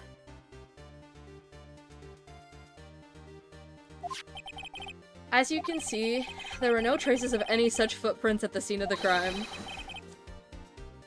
That contradicts your claim about this shoe. That picture only shows part of the floor, so there could have been bloody footprints. Then where are they, Mr. Edgeworth? Because we checked the scene and found nothing of the sort.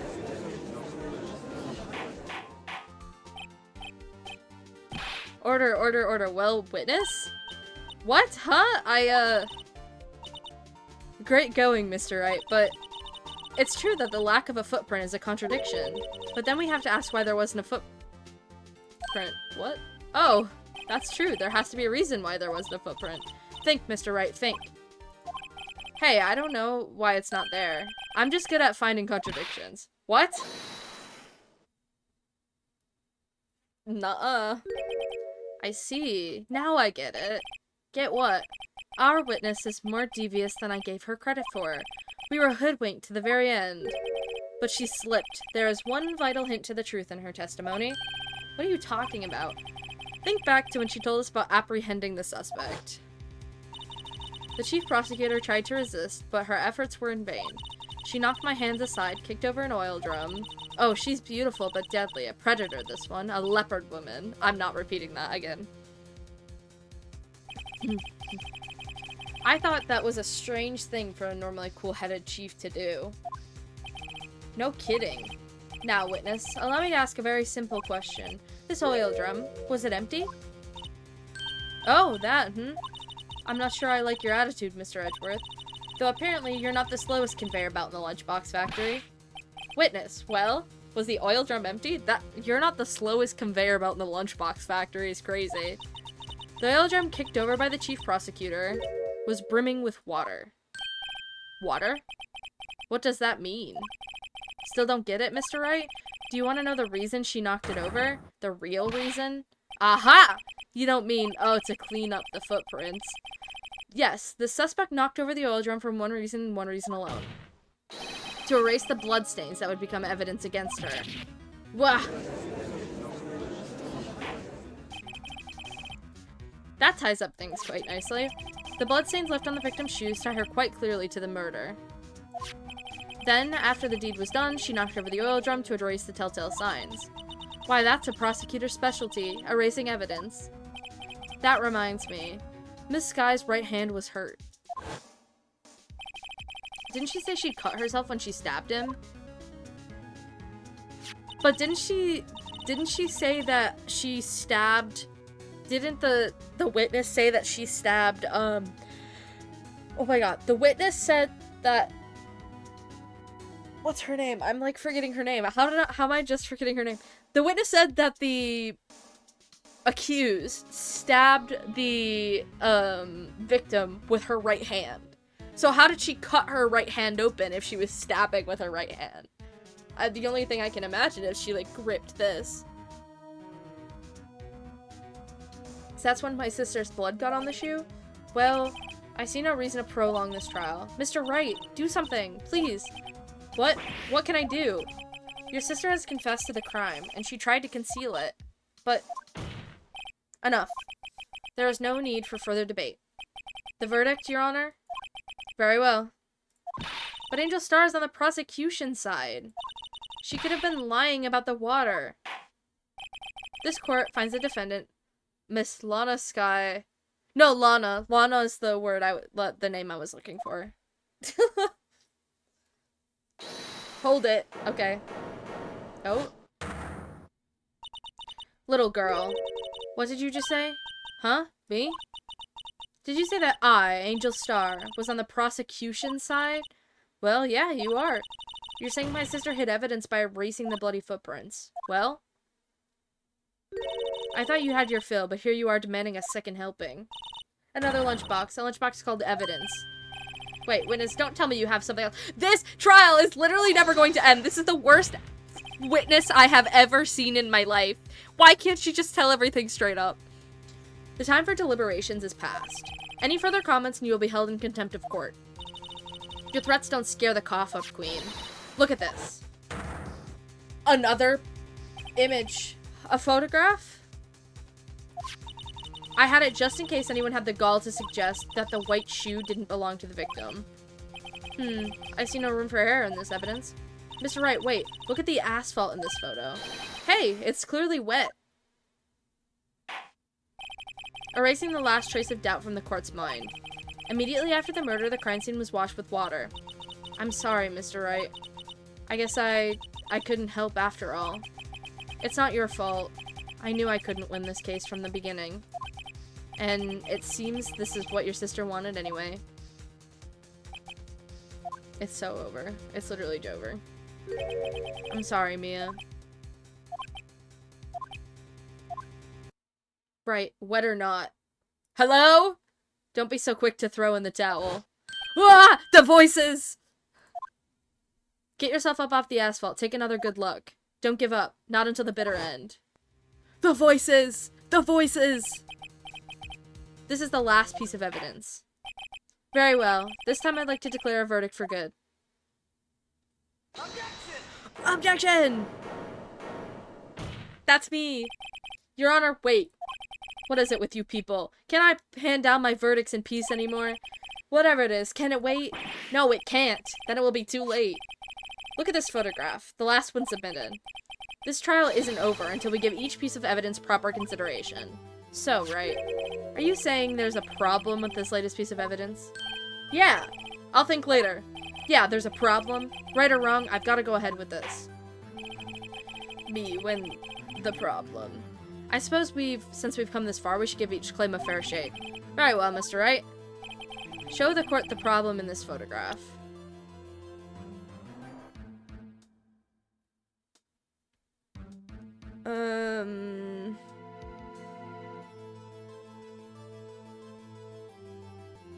There's something in here. And this, see, when they said muffler earlier, I was like, what are they talking? Like, this is like a thing on a car, right? I mean...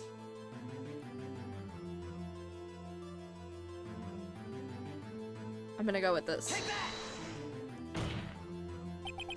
The problem in this photograph is here. What's this?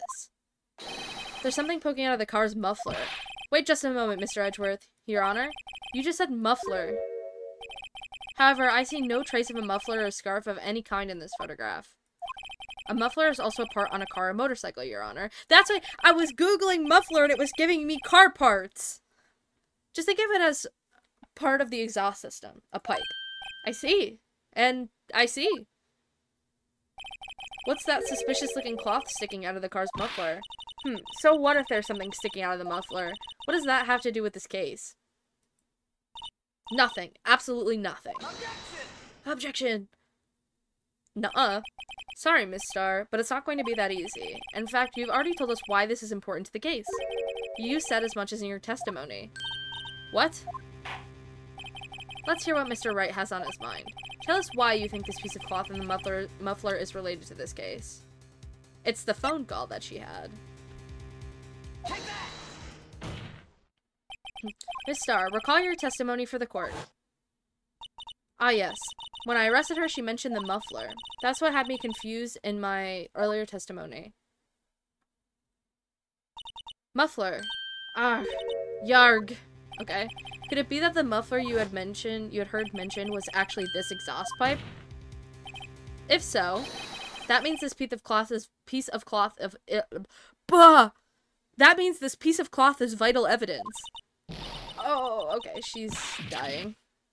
I love how dramatic they are when they get proved wrong. They're like going through the horrors. It's really funny. Well, it seems we'll have to suspend the proceedings. Suspend? I found myself wondering about that piece of cloth. If we leave any question unanswered here, we do a disservice to the law. Have the car at the crime scene inspected at once and bring me that cloth. The verdict will wait until after we've seen all the evidence. Agreed? I suppose so. Oof. That was close. But we made it. At least for now. We did it! This court will adjourn for a 30-minute recess. It's lunchtime after all. Buzz and gay confusion. Yeah, me for real. Is this, are we not done for today? Are we doing another? He's still hungry? Cause I'm like, I might call it here. Like, we might stop here and then pick this up another day. Not tomorrow, because I have to work. And probably not Thursday, but maybe Saturday. To be continued. Okay. Yes. Okay, so I'm gonna call it here since we got this far. We got through this first half of this trial. And then Saturday will probably be the day that we end up finishing. Maybe not finishing. I don't know how long this is. No. Free me. Okay, never mind. I guess we're doing this part. Oh, no, I want to be freed. Get me out. Title screen. Okay. So, I have to work tomorrow, so I will not be here tomorrow. Thursday, I have off, but I have a thing. So, if I'm even here, then it might be late. But I might stream late just in case anyways. Because I need to get back into the groove of streaming more. And so we can probably pick this back up Saturday, because I also work Friday. But we'll see. Yay! I'm so glad. I've been trying to make some headway on this. I'm gonna switch over here for a long time, so I'm glad I was able to. I am so tired. I wasn't even gonna stream today. I was like, I was originally gonna stream today, and then I was like, I'm too tired, I don't want to do it. And then I was like, I have to, so I got up and I did it. Let's go! Okay, anyways, I'm gonna go work on putting some of my VODs up on YouTube, because my last couple of VODs aren't on YouTube yet. And I really want them to be there. So I'm gonna go do that, and I will see you all later. Thank you so much for hanging out with me. Yippee! Oh, Dizzy, that's so kind of you. Thank you, Dizzy. Oh my god, I'm gonna thank you for the subs. You're too sweet. Oh my god. I need to work on emotes and stuff so people have emotes that they can use and things. Let's go. Yes, yippee. I need to work on some of my branding and stuff like that, because I have no branding right now. And now I have money so I can commission people. Let's go. Okay. I'm going to leave. Thank you so much, Dizzy, again. Thank you to everybody that was hanging out with me today. I will see you all again on Saturday, hopefully. Okay. Goodbye. Love you, Dizzy.